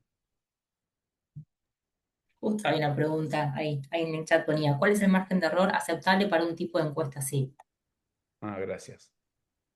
Y alguien abajo responde 2000 mínimo. 2000 mínimo. Bien. Paloma, Ahí, ¿querés hablar? Jennifer y Paloma. ¿Por qué, Paloma? Contanos. No, no, mi respuesta iba a lo que preguntabas vos, cuántas personas más o menos. No, no respondía a esa pregunta. Pero está bien igual, no importa, ¿no? Nosotros 200 personas también. No está bien o mal, esto es parte de la clase. Porque, nada, justificame, digo, no importa si está bien o mal. ¿Por qué pensás que 2000 puede ser un número lógico? No, o sea, por haber estudiado encuestas, siento que en general van desde a partir de 2000 es un número razonable de personas, pero bueno, obviamente dependiendo de a quién te querés referir, tiene que ser representativa de distintos grupos. O si vos decís Argentina y son 2000 de Cava, no es más Argentina, por ejemplo, ahí tendrías que ir a ver qué porcentaje es de cada provincia, varones y mujeres, edad, como que depende, no hay un número único, digamos. No hay un número único. Bien, voy a prender la luz y ya vengo. Cami, si querés, Jorge responde, ¿un 10% a nivel poblacional o sobre el total, como muestra? Aparece otra palabra acá muy importante que es la muestra. bien. Vamos a ver un gráfico a ver si ayuda. Ronaikel va a aportar su comentario y después seguimos. Sí, Augusto, justamente tenía una duda, y es si este margen de error suele variar con base al porcentaje que estamos midiendo. Con base al tamaño de la población que medís. Quiero decir, si medís una... Sí, o sea, en este ejemplo que veo que colocas acá, hablas de un 40% y que respecto a este 40% el margen puede ser más o menos de un 3%, el margen de error. Entonces, si el margen, por ejemplo, fuese, no sé, un 60, 70%, esto suele variar también a su vez en correlación con el margen de error. Perdón, pero no sé si entiendo la pregunta. Yo Cami. creo que sí, sí, y la respuesta es que no, porque el margen de error tiene que ver con con el tamaño muestral y con un número que es el 95% que Augusto recién contaba con el ejemplo del techo, que es el número de, no me acuerdo la palabra exacta de la técnica, pero la confianza, ¿cómo es la expresión? ¿Intervalo de confianza? El intervalo de confianza, ahí está, que tiene que ver con eso. Entonces ahora vamos a ver, y Augusto lo va a explicar un poco mejor, cómo en un punto el tamaño de muestra ya deja de afectar el margen de error, porque se alcanza cierta, digamos, máximo que lo que el margen de error puede reducirse. Es decir, un margen de error no puede ser cero. Y el margen de error va a dar lo mismo para luego los resultados de la encuesta. Todos los resultados de esa encuesta van a tener el mismo margen de error. Si no respondí bien y entendí mal, decime por favor. No, vamos a ver esto y después y vamos a retomar también algo de comentario de Paloma. Creo que están viendo acá de forma más o menos sintética, asumiendo que todo sigue más o menos constante, quiero decir, que la muestra está bien tomada. ¿Qué es lo que están viendo acá? Por ejemplo, en un extremo, que es el extremo, yo lo veo a la izquierda, imagino usted también, dice 9,8, 100. Y esto significa, si usted hace una encuesta de 100 casos, el margen de error es 9,8, que es relativamente alto, quiero decir. Si dice que Camila va a sacar 40 puntos de intención de voto y Augusto 30, en realidad puede ser exactamente al revés, ¿sí? Que yo puedo sacar 40 y ella podría sacar 30. Y así sucesivamente lo que van a ir viendo es que ahí va cayendo el margen de error a medida que se van agregando la cantidad de casos de forma bastante marcada, hasta que en un punto, que es entre 1000 y 1600, la cantidad de casos que se van agregando hace muy costoso, debemos bajar el margen de error, y lógicamente costoso en términos de recursos.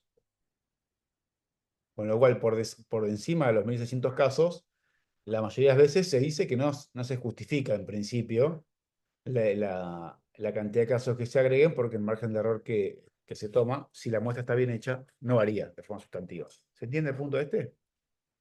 Este, este gráfico, desde mi punto de vista, es bastante sencillo de leer, pero es bastante neurálgico. Una muestra que está entre 1000 y 1600 casos prácticamente tiene el mismo margen de error. Y lo que es tal vez un poco más contraintuitivo es que 400 casos hace un montón de diferencia en este marco, en este segmento, pero prácticamente ninguna diferencia, fíjense, en este marco, que entre 4.000 y 5.000 casos el margen de error no modifica prácticamente nada, ¿sí?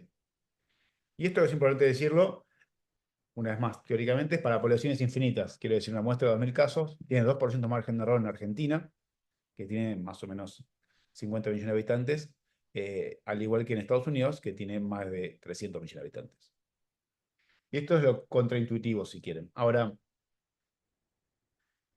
esto nos lleva a varias preguntas que se hizo Paloma en su intervención, que ahora vamos a abrir un poco más para que vea el chat. No sé si hay preguntas para acá. Bien. No, lo único Está- que dice Lucas es que dice, si necesito algo rápido, entre 300 encuestas. Si quiero algo más confiable, 2000 aproximadamente. bueno, no, en este caso. La versión rápida sería no. Y Va a una vez ser más, rápido, pero también va a ser impreciso. Rápido va claro, a ser seguro. exactamente. Hay que buscar un trade-off, que ese es un punto en el cual uno puede resolver la inquietud, que si, bueno, algo de esto sé, pero que el dato que uno tiene no sea impreciso, por lo menos inacabado. Em, pero lo que es importante es no enamorarse en sí, digamos, no fascinarse con la muestra de 3.500 casos, porque ahora, como ahora podemos ver, una muestra de 3.500 casos levantada a través de Facebook solamente, lógicamente va a tener un sesgo enorme. Jorge.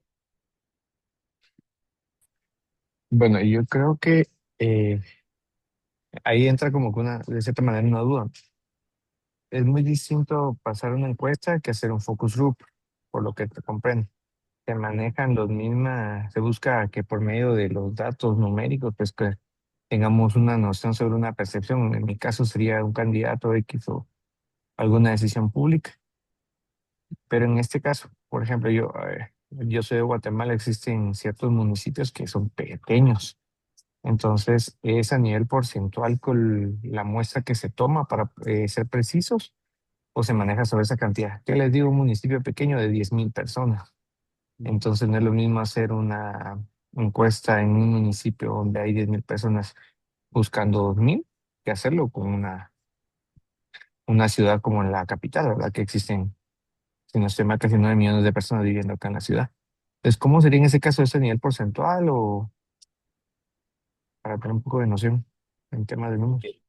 Buenísimo la pregunta, Jorge. Primero, dos cosas que me gustaría aclarar. Primero es que el método cuantitativo, o sea, esto con los grupos focales no tiene absolutamente nada que ver, después lo van a ver, o sea, tiene algo que ver que esencialmente buscamos comprender qué es lo que piensa determinados grupos sociales, pero en muchísimos sentidos es una herramienta completamente distinta, recontra complementario, y de hecho, si un poco la apertura sirvió para algo, es para comprender que a veces cuesta mucho comprender el territorio y que por eso se usan diferentes abordajes, que los dos son complementarios y que los dos son útiles, y eso creo que lo van a ver un poco más en las clases siguientes.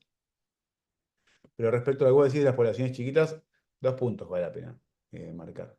Primero es que el cálculo que nosotros marcamos acá es para poblaciones mayores de 10.000 habitantes, que se llaman poblaciones infinitas, que esencialmente es el cálculo numérico. Para poblaciones menos de 10.000 habitantes se usa un cálculo similar, que no cambia sustantivamente, que se llama el cálculo de poblaciones finitas. Pero esto, hay algo que en la práctica cambia muchísimo, y es que seguramente en un municipio de 10.000 personas, mayores de 18 años son 6.000 o 6.500. No votan todos ellos, seguramente votan el 80% o el 70% en el mejor de los casos. Con lo cual, si vos estás haciendo una muestra de 1.500 casos, esencialmente es un censo. Es inviable por completo. Entonces, es cierto que en las poblaciones más chicas, lo que se suele hacer son muestras con margen de error un poco más alto, que cualquier persona que haya hecho estudios en esos lugares se da cuenta que incluso con márgenes de error más altos, la precisión es buena, razonable, pero normalmente se trabaja con muestras que tienen entre 400 y 600 casos, porque después es impracticable en los hechos hacerla, porque en la tasa de respuesta se va a niveles que es imposible resolver. Y acá ya hay una cuestión más práctica que teórica. Eh, no se puede. Tocas la puerta y la gente no responde. Llamas por teléfono y te cuelgan. Es una cuestión concreta. Y acá hay algo más que suma Marileni, y vuelvo a la presentación para no olvidarme, es que cuanto más grande la muestra, es más precisión. Y la respuesta es no. Nosotros tenemos el ejemplo acá de Estados Unidos en esta presentación, ¿o lo sacamos? A ver, vamos a hacer rápido. Ah, acá está, mirá. Vamos a ir y vamos a venir. El siguiente punto, ahora vamos a ir a eso, Valentín, y ya lo vamos a responder, porque lo que vos decís no es cierto.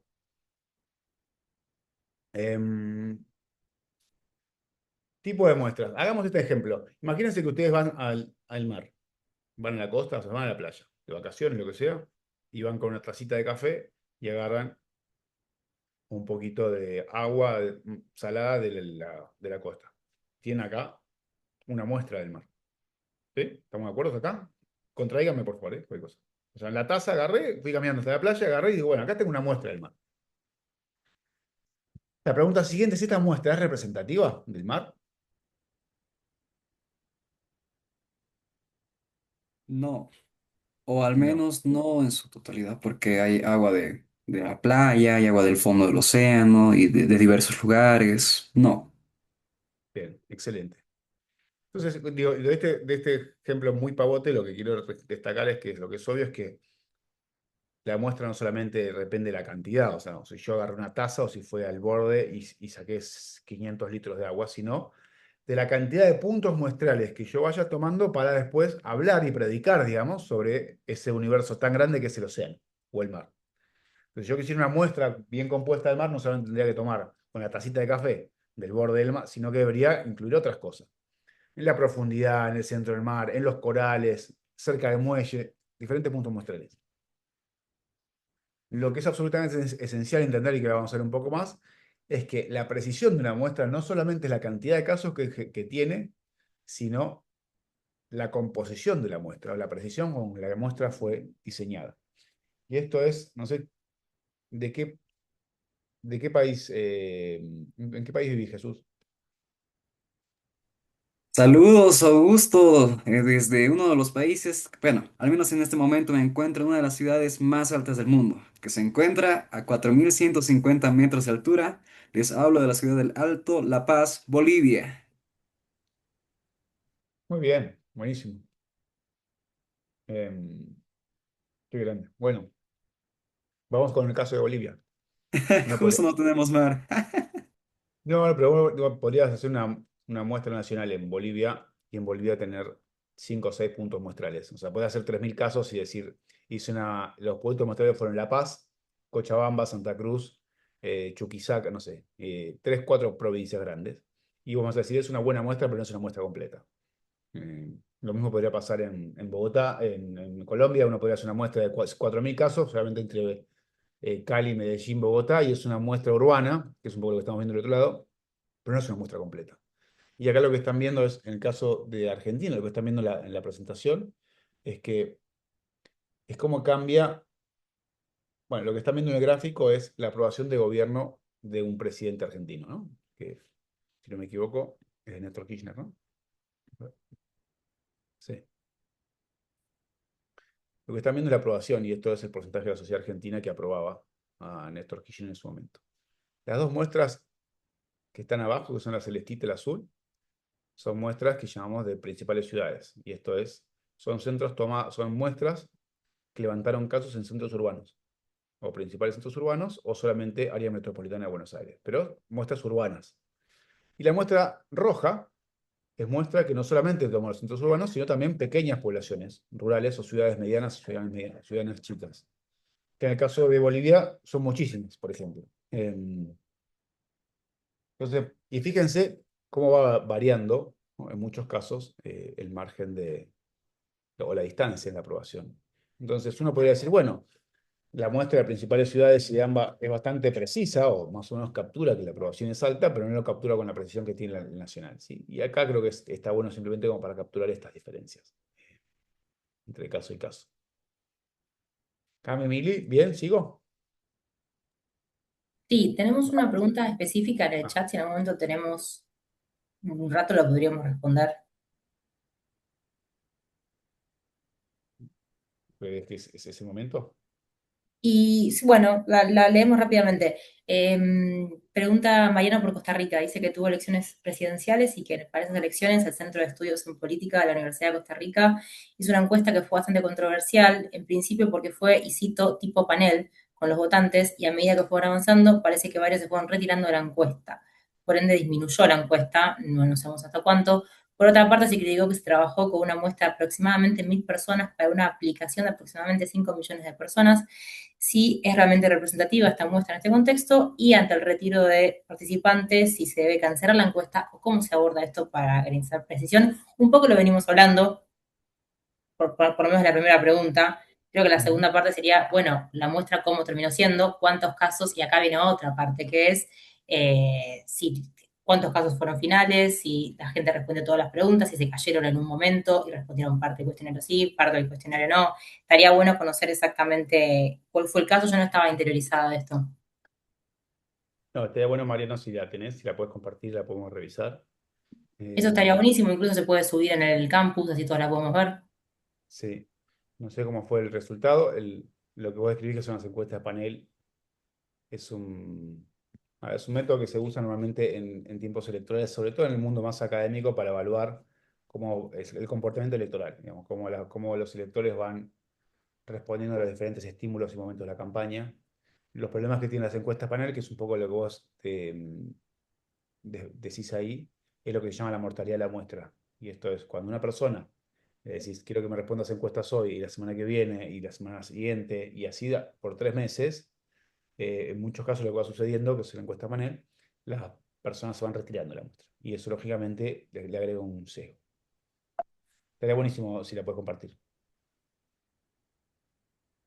Acá, perdón, Adelante. aprovecho para compartir pantalla porque me gustaría mostrarles Hay una fórmula que quizás es mucho más claro verlo así para calcular el error muestral, que está, a ver si me permite ver, acá arriba, no sé si la pueden ver. Es bastante compleja, creo que nadie, ninguno de los otros se la sabe de memoria, pero sí está bueno que puedan verlo como para bajarlo un poco más a tierra. Acá pusimos un ejemplo de, para una población de 800.000 habitantes, bueno, ¿cuántos casos deberíamos hacer para tener un margen de error aceptable? Por ejemplo, si nosotros ponemos 400 casos, tenemos un margen de error de casi el 5%. Ahora, yo Si, no por veo que ejemplo, ¿Está compartiendo? no, A ver, el La resto, veo. ¿eh? a ver ahora. Sí. ¿Lo ven? Sí. Sí, yo lo Ah, Perdón, yo no lo veo, dale. bueno, bien. Por ejemplo, si seguimos jugando y ponemos 600 casos, un margen de error del 4%. 1000 casos, 3%. Y así, digo, quizás sirve ver la fórmula para poder bajarlo un poco más a tierra. Ujú. Sí, A perfecto. ver. Bien. No sé si quedó más claro, si generé más dudas de las que ya había. Ahora tiene la fórmula seguro, pero no tiene nada de Ahora otro que mundo. la La pasamos. fórmula es poner en Google cálculo de margen de error. Bueno, en ¿Cuál? eso, en eso en Tomarse un ChatGPT Excel. cuánto es, cada uno. No. Acá creo que el valor, si es que tiene un valor este diplomado, no va a estar en eso, y lo pueden encontrar en cualquier lugar, sino en poner el ojo crítico sobre cada uno de estos datos. Y tener en cuenta que eso, que un margen de error también es susceptible de muchas cosas. Que un margen de error bajo, con un mal relevamiento, con una mala muestra, no dice nada. Entonces eso es un poco la búsqueda. Una encuesta online de 28.000 casos que se hizo en redes sociales, que no están segmentadas publicitariamente para todos, va a tener un margen de error muy chico, pero una representatividad muy baja. Exactamente. Vamos con el ejemplo de manual. ¿Alguien conoce a este señor que está en la tapa de la revista Time hace un tiempo largo? No vale chumear porque miren la cara. Yo no lo conocía, así que puedo intuir que la mayoría no lo vio nunca. El señor de la revista, que si pueden ver la ilustración, es gente diciendo sí con porcentajes y gente diciendo no, y otro diciendo no lo sé.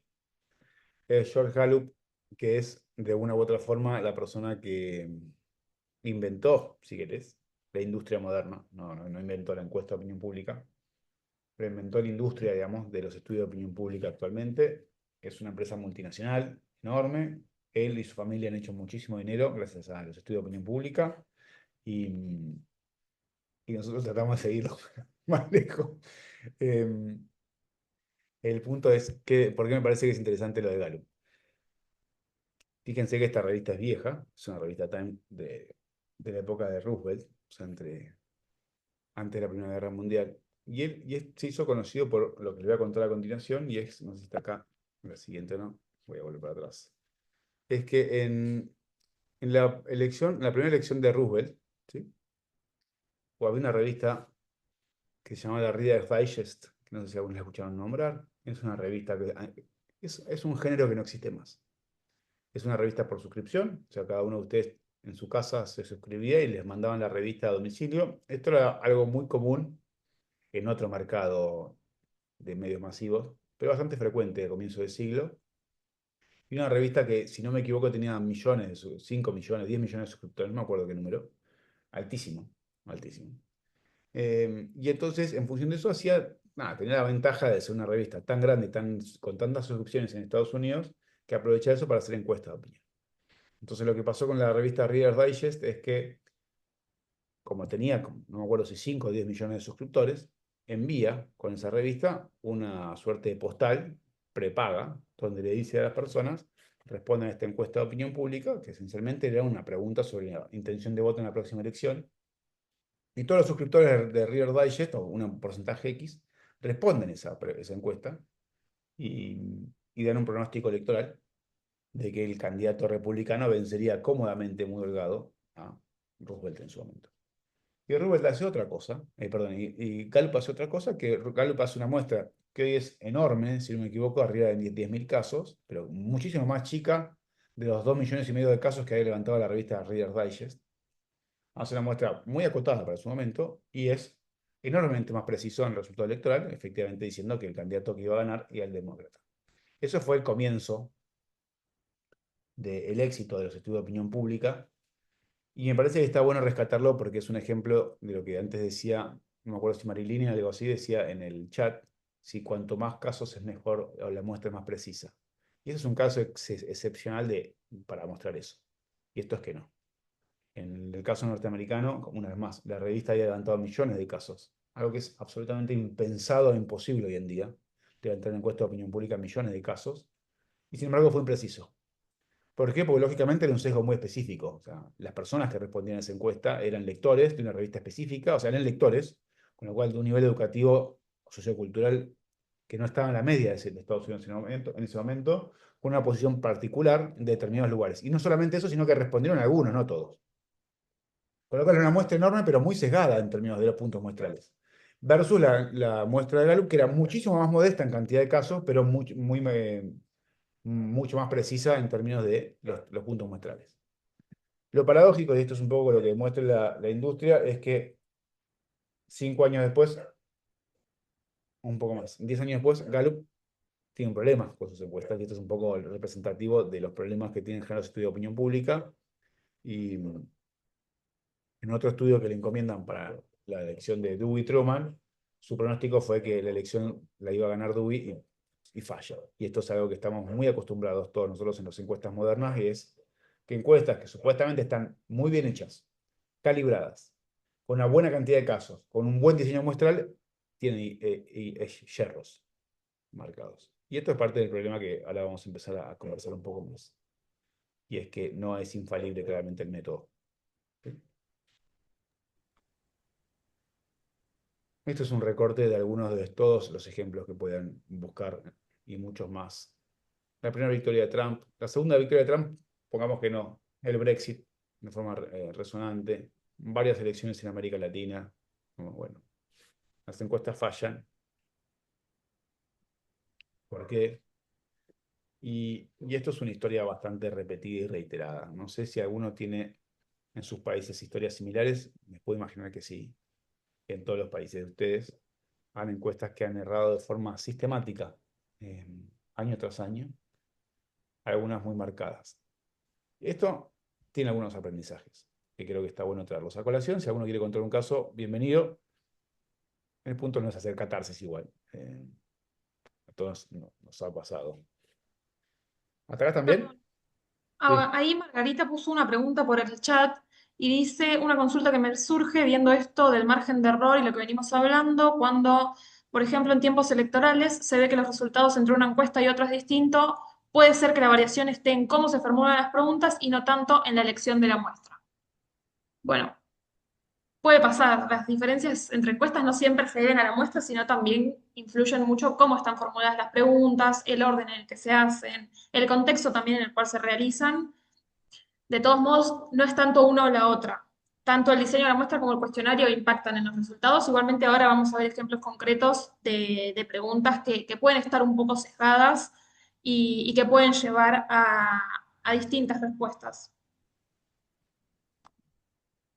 Sí. Y voy a sumar un punto más que creo que es importante también plasmarlo, es que, y esto sí, bueno, y creo que viene a colación un poco de lo que charlamos al comienzo de la clase sobre el sentido de los datos, y es que hay datos que esconden intereses. Hay encuestas de opinión pública que son publicadas y que circulan con un interés muy marcado de marcar o de acentuar cierta distancia que después en los hechos no es, con lo cual algo que nosotros haríamos mal sería presumir. Los estudios de opinión pública que circulan son estudios que están hechos de forma correcta y sin interés. Y esto es una hipótesis, de mínima, y hay que tenerlo como lo que es. Puede serlo o puede no serlo. Y esto una vez más es importante tenerlo para, cuando hablábamos al principio del sentido del origen de los datos, bueno, algunos, cuando el Estado recaba y genera datos, tiene un interés, que es cobrar impuestos. Cuando los encuestadores publican un dato de opinión pública en un diario, bueno, hay que ver qué interés tiene.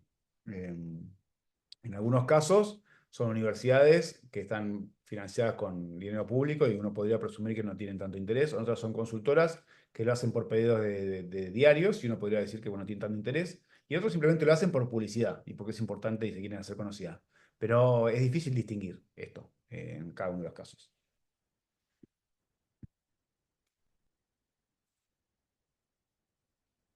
Creo que estamos viendo acá.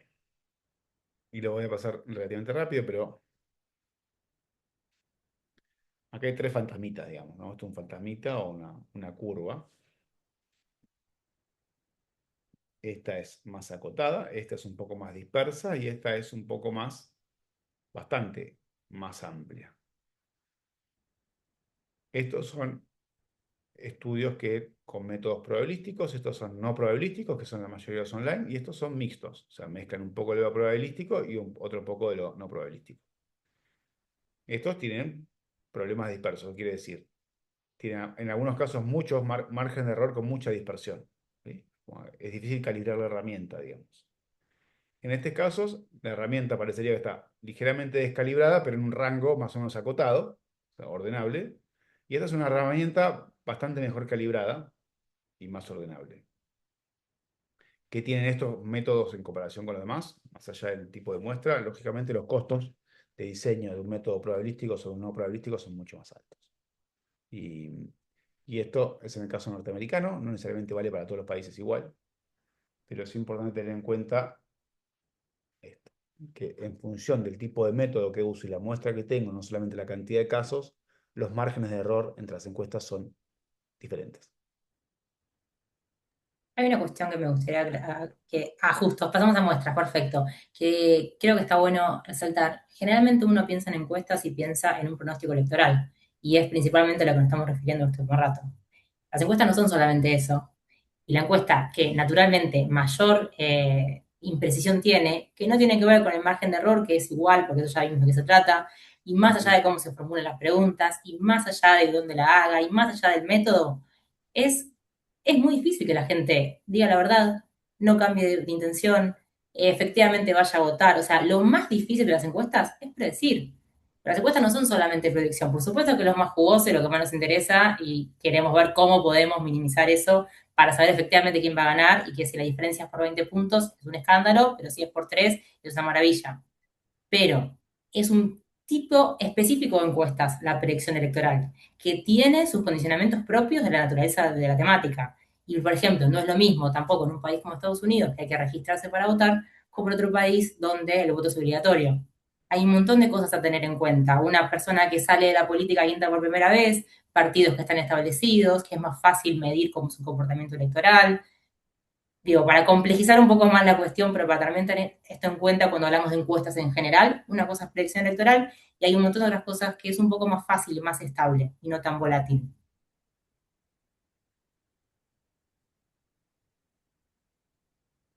Vamos a muestras. Bueno, algo que de esto creo que charlamos, bueno, algo decía Cami recién, cómo se elige a quién se encuesta. Creo que esta respuesta está más o menos desarrollada antes. ¿Por qué importa el tamaño de la muestra? Esto definitivamente lo abordamos. ¿Cuándo una diferencia es estadísticamente significativa? Esta es buena, no sé si la vamos a responder con lo que podemos tener a continuación, pero esta creo que la podemos responder más adelante y es importante. Digamos, si esta sección se llama El diablo están los detalles, ¿qué es una diferencia estadísticamente significativa? Creo que vale la pena hacerla. No sé si la hicieron ahora o nos la tenemos de antes. Creo que cuando nosotros más adelante veamos cruces, y esto es cómo se pueden leer, un poco cómo se puede analizar la información, la idea de algo estadísticamente significativo vamos a ver. Me interesa que retengamos nosotros en esta clase en general, es que detrás de estas palabras, estos fraseos, y normalmente hay una forma, una búsqueda de esconder algo sencillo de entender. Entonces, detrás de muchos del uso de determinados conceptos técnicos, me gustaría que los descompongamos y que no tengan miedo de preguntarlos.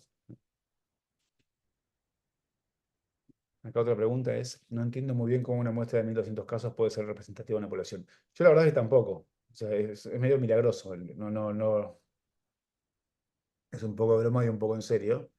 Em, El fundamento es- matemático que habrá, digamos, en ese cuadro que mostramos, yo lo desconozco. sí, es sorpresivo. No diría que es mágico, pero bueno, es probabilístico. Y una vez más, me parece que el ejemplo de de la casa y cuando vos tirás las pelotitas es lo más sencillo de entender. Y, lógicamente después hay muchos peros de por qué a veces las encuestas fallan. Digo, pues la sociedad no es una pelotita y dos tejados, esto es una simplificación enorme. Em, y después hay muchos peros, como ya vimos, en que la muestra, ¿no? Acá yo pondría que los 1200 tienen que ser, la muestra tiene que ser lo suficientemente buena y el método de relevamiento tiene que ser más adecuado para ese objetivo de investigación, que es un poco lo que charlamos antes. Entonces, para que el milagro, digamos, suceda, tienen que cumplirse muchas cosas en el medio y, y efectivamente incluso después cuando sale pasan dos cosas. Primero, que tienen márgenes de error y en segundo lugar, que es lo más importante de todo, es que siempre es una simplificación, siempre es una abstracción. eh, es representativa en algún punto, digamos, ¿sí? Pero lo que es importante de retener y salir con una mirada un poco más crítica es que una encuesta ayuda a determinados equipos a comprender una sociedad, un electorado, nos ayuda, nos facilita un poco el trabajo, que de otra forma sería medio imposible de lograr, pero nunca la tarea es acabada. No es que haces una encuesta y dices, ya entendí todo, ya sé cómo se comporta los votantes de la izquierda, de la derecha, del centro. Es un trabajo constante.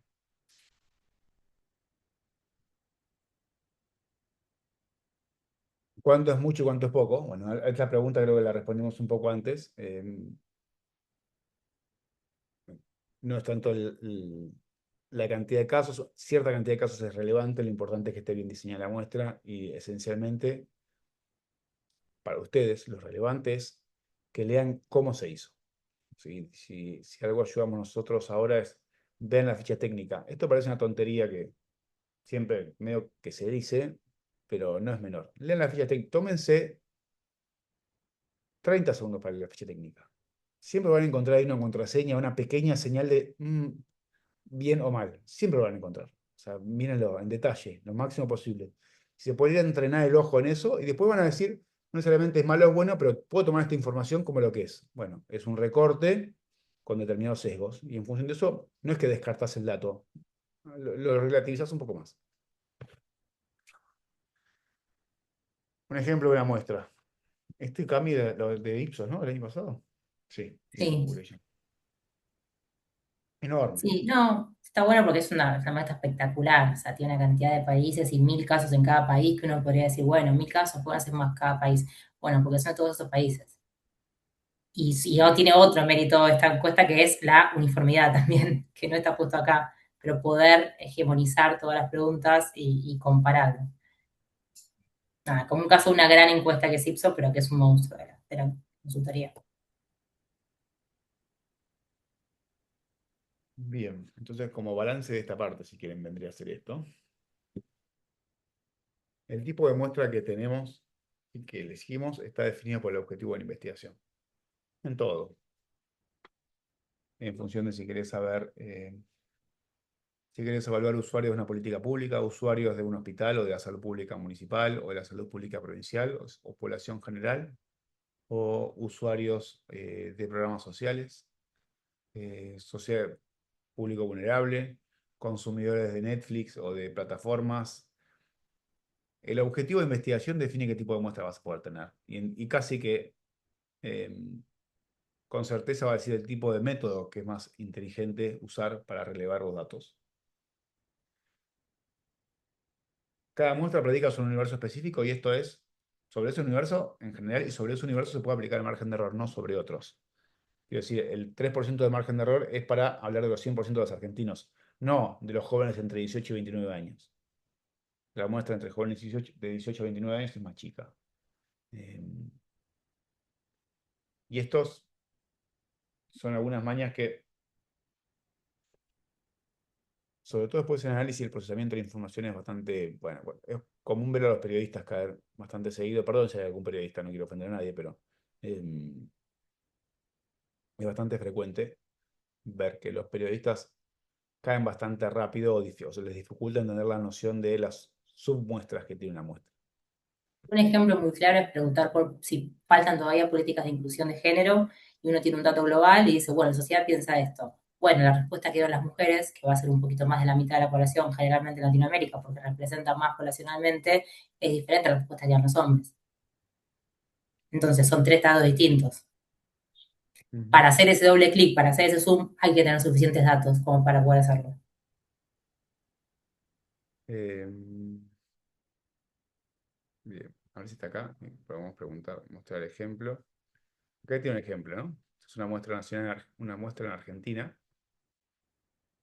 Esto significa que en Argentina esta muestra está levantando casos, o los puntos muestrales donde se levanta es, bueno, la Ciudad de Buenos Aires, Gran Buenos Aires, el interior de la provincia de Buenos Aires, el centro del país, Cuyo, ¿no? Estas son diferentes regiones del país, y dentro de esas diferentes regiones, como pueden ver abajo, se puntualiza las localidades que por sorteo salieron designadas para construir esta muestra, ¿sí? ¿Qué pasa con esto? Bueno, primero parece una muestra, digamos, nacional y bien desperdigada. Lo que es importante retener es que esta muestra, que la conocemos de memoria porque la hicimos nosotros, es buena para hablar de Argentina, o sea, es buena para hablar con un margen de error cierto, el 3%, sobre que la sociedad argentina piensa sobre diferentes temas, pero no tiene la capacidad de hablar sobre lo que piensa Cuyo, o NOA, o NEA, o Patagonia en un sentido particular. Y esto es importante tener en cuenta, porque, a ver si lo tenemos más a continuación, ¿no?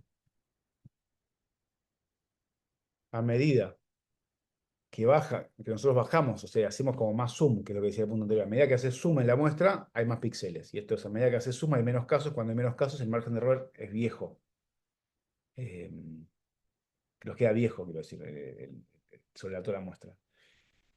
Y esto lo vamos a ver después cuando veamos los cruces, pero también hay que retenerlo porque acá todos los términos como estadísticamente significativo y otros parece quedar perimidos.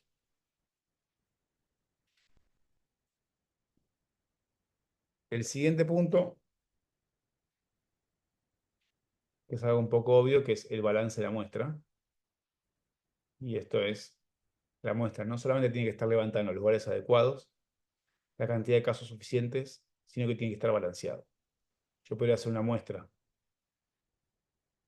de muchos casos, bien desperdigada, pero lo que se dice mal controlada en sus cuotas. Quiero decir, podría hacer una muestra de 2.000 casos en 350 puntos muestrales, pero que por diferentes razones que podríamos explorar, responde el 60% de mujeres y 40% varones, o muchos más adultos que jóvenes.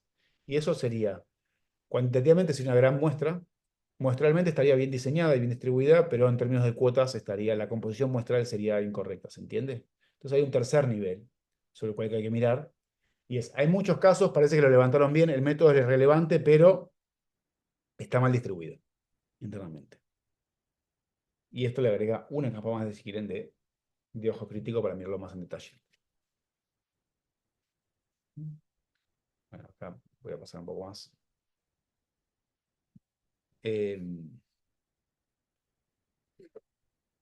Con lo cual, acá hay dos, lo vimos un poco antes cuando vieron los gráficos de los tipos de muestra que tenemos. Sin que nos metamos demasiado en detalles, y después lo pueden leer, hay dos tipos de muestras. Y esto lo pueden hablar y charlar un rato largo si quieren con ChatGPT y le van a preguntar. Las probabilísticas y las no probabilísticas. La mayoría de las encuestas online, si no todas, son no probabilísticas. ¿Qué significa esto? Como no podemos tener la precisión sobre la cantidad de gente que está online, no podemos tener la certeza de que todos los individuos tienen la misma probabilidad de ser encuestados.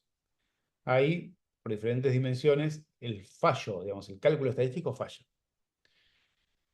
Después se le suma algo adicional, que es el tipo, cómo se levantan estos casos. La mayoría de los reglamentos online es lo que se llama river sampling, que vendría a ser como hacer muestreos de río. Y les digo el nombre porque me parece que es muy útil para hacerse la idea. River sampling es esencialmente la idea, o trata de evocar la idea en torno a la cual hay un río, ¿sí? Que vendrían a ser las redes sociales, o internet, qué sé yo, los diferentes portales. Y en ese río pasan diferentes personas, ¿no? Camila, Jesús, Paloma, Milagros van y entran a diferentes portales. Y en función de eso, ese es mi río, digamos, el que me proveen las redes sociales. Yo voy pescando con diferentes avisos que voy posteando en esas redes. Eso tiene un problema. Y es que los peces que levanto son los peces que habitan ese lugar, Pero hay otras personas que no solamente no habitan ese espacio o que no lo hicieron cuando yo lo estaba levantando. Es el método, digamos, por default, donde se levantan los casos online y tiene esta complejidad. Es que tiene un sesgo, digamos, de río. Las otras formas, los métodos probabilísticos tienen otros problemas, y es que normalmente a la población le cuesta mucho responder, tanto por teléfono como de forma presencial, y esto le agrega un sesgo bastante importante, que no hay que evitar, pero es cierto que es un poco más sencillo de controlar, no evitar. Y normalmente, tampoco me quiero meter demasiado, la mayoría de los estudios que tienen mayor precisión, sobre todo en los pronósticos electorales, son los muestreos probabilísticos, no los no probabilísticos. Pero esto no significa que haya que descartar estos. Si ustedes, una vez más, necesitan hacer estudios entre jóvenes o necesitan hacer estudios a personas, no sé, usuarios de determinados servicios de salud, que por ahí están más fáciles de contactar a través de plataformas online, puede ser un método muy válido. ¿Sí? Entonces, y acá la idea es, una vez más, no casarse con la idea, no, pero este es el benchmark máximo, o sea, este es el tope de gama del estudio de opinión pública. No, bueno, eso hay que debatirlo en función de qué es lo que estás buscando efectivamente levantar. Cami y Emile, ¿me dicen algo más? Si seguimos. Vamos a responder esta última y cerramos, ¿no? Dale, sí. Sí, porque creo que el cuestionario no llegamos ya. Bueno. A ver, una vez en la facultad me dijeron que en las encuestas no probabilísticas no se puede calcular un margen de error en sentido estricto. Es así y sí lo es. ¿Por qué igual lo seguimos calculando incluyendo los informes? Esta me acuerdo, la tuvimos. Esta, y entiendo que genera confianza mostrarlo, pero ¿no estaríamos entrando en un error metodológico? Camila, ¿querés responder vos? O sea, sí, creo que la vez pasada nos reímos con esto. Sí, nos reímos porque sí y no. La respuesta de la ciencia política es más complejo. Sí, técnicamente es un error metodológico porque no puedo hablar técnicamente de margen de error, sino es probabilístico. Sin embargo, considerando todo lo que venimos diciendo, ayuda a entender cuáles son los márgenes en los que nos estamos moviendo. Y creo que esa es la respuesta más honesta que puedo dar. Sí, también creo que responde un poco a una convención que por lo general los clientes están acostumbrados a ver ese dato y también te lo piden. Entonces se incluyen por ese motivo en los informes. Es cierto que metodológicamente es discutible, puede ser engañoso. Por lo general lo que se recomienda es aclarar, ¿no?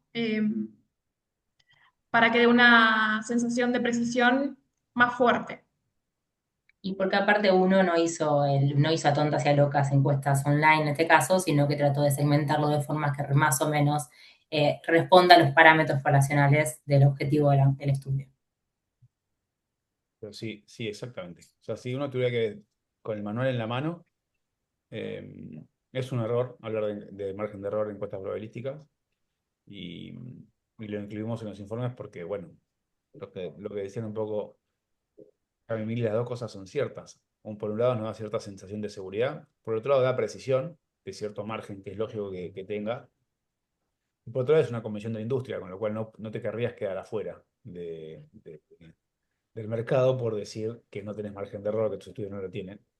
Y por otro lado, vimos antes que los métodos mixtos tienen en general menos margen de error y de error, no de error, margen de error, sino de falla, que solamente los probabilísticos. Entonces, bueno, hay que mirar todo en la totalidad. Por eso es que, bueno, la respuesta fue sí, no, tío. Bastante ilustradora. Dicho esto, ¿cómo seguimos? La clase que viene seguimos con este tema, no llegamos a terminarlo. Nos quedan varios temas por abordar, con lo cual algunas recomendaciones.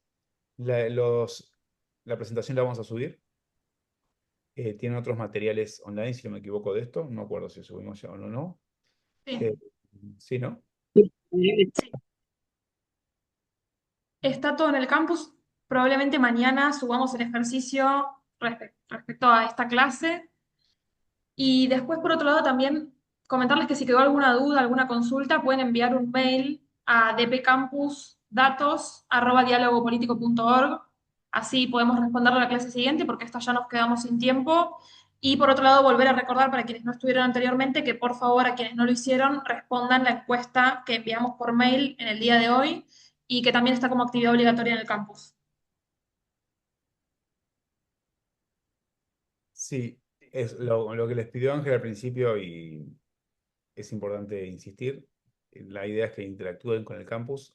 La Fundación Adenauer puso eso como condición indispensable los que quieran contar con el certificado del diploma, digamos, de participación. Así que tómenlo, también es una forma de interactuar. Los contenidos que ustedes quieran profundizar, si quieren no sé, ideas, lecturas, recursos de diferente estilo, pregúntenos, para eso estamos. La idea es interactuar lo máximo posible, tener el feedback constante de ustedes y todas las dudas que tengan, si no las tienen hoy, las pueden pasar por arriba, o sea, por la plataforma, o traerlas la semana que viene.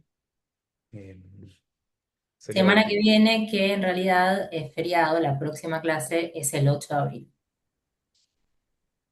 Porque el Bueno, 8 de abril, si no me equivoco, ¿no? Pues la próxima semana es feriado en Argentina con motivo, o es por Malvinas o es Pascua en realidad. Es por Pascua, ¿no? Que decidimos. es por Pascua, creo que es. Pues se superpone para nosotros. No sé, para nosotros no, pero creo que era como, bueno, asumía que muchas personas no iban a estar. No sé Listo, si es el 8 de caso. abril. Sí. Lo cual da muchísimo tiempo para ponerse al día con el campus, leer, revisar, poner notas, ver si quiere tener alguna pregunta. Nosotros podemos socializar luego preguntas que están buenas, que pensamos que vale la pena que todos estén al tanto. Cualquier cosa que quieran contar y que ustedes quieran sumar y aportar a su experiencia, adelante. Vilma creo que estuvo por decir algo, pero no, se le salió el micrófono. Bueno, dicho esto, damos por finalizada esta parte. Cualquier duda, una vez más, vuelven a nos avisan por la plataforma y tenemos diferentes formas de interactuar.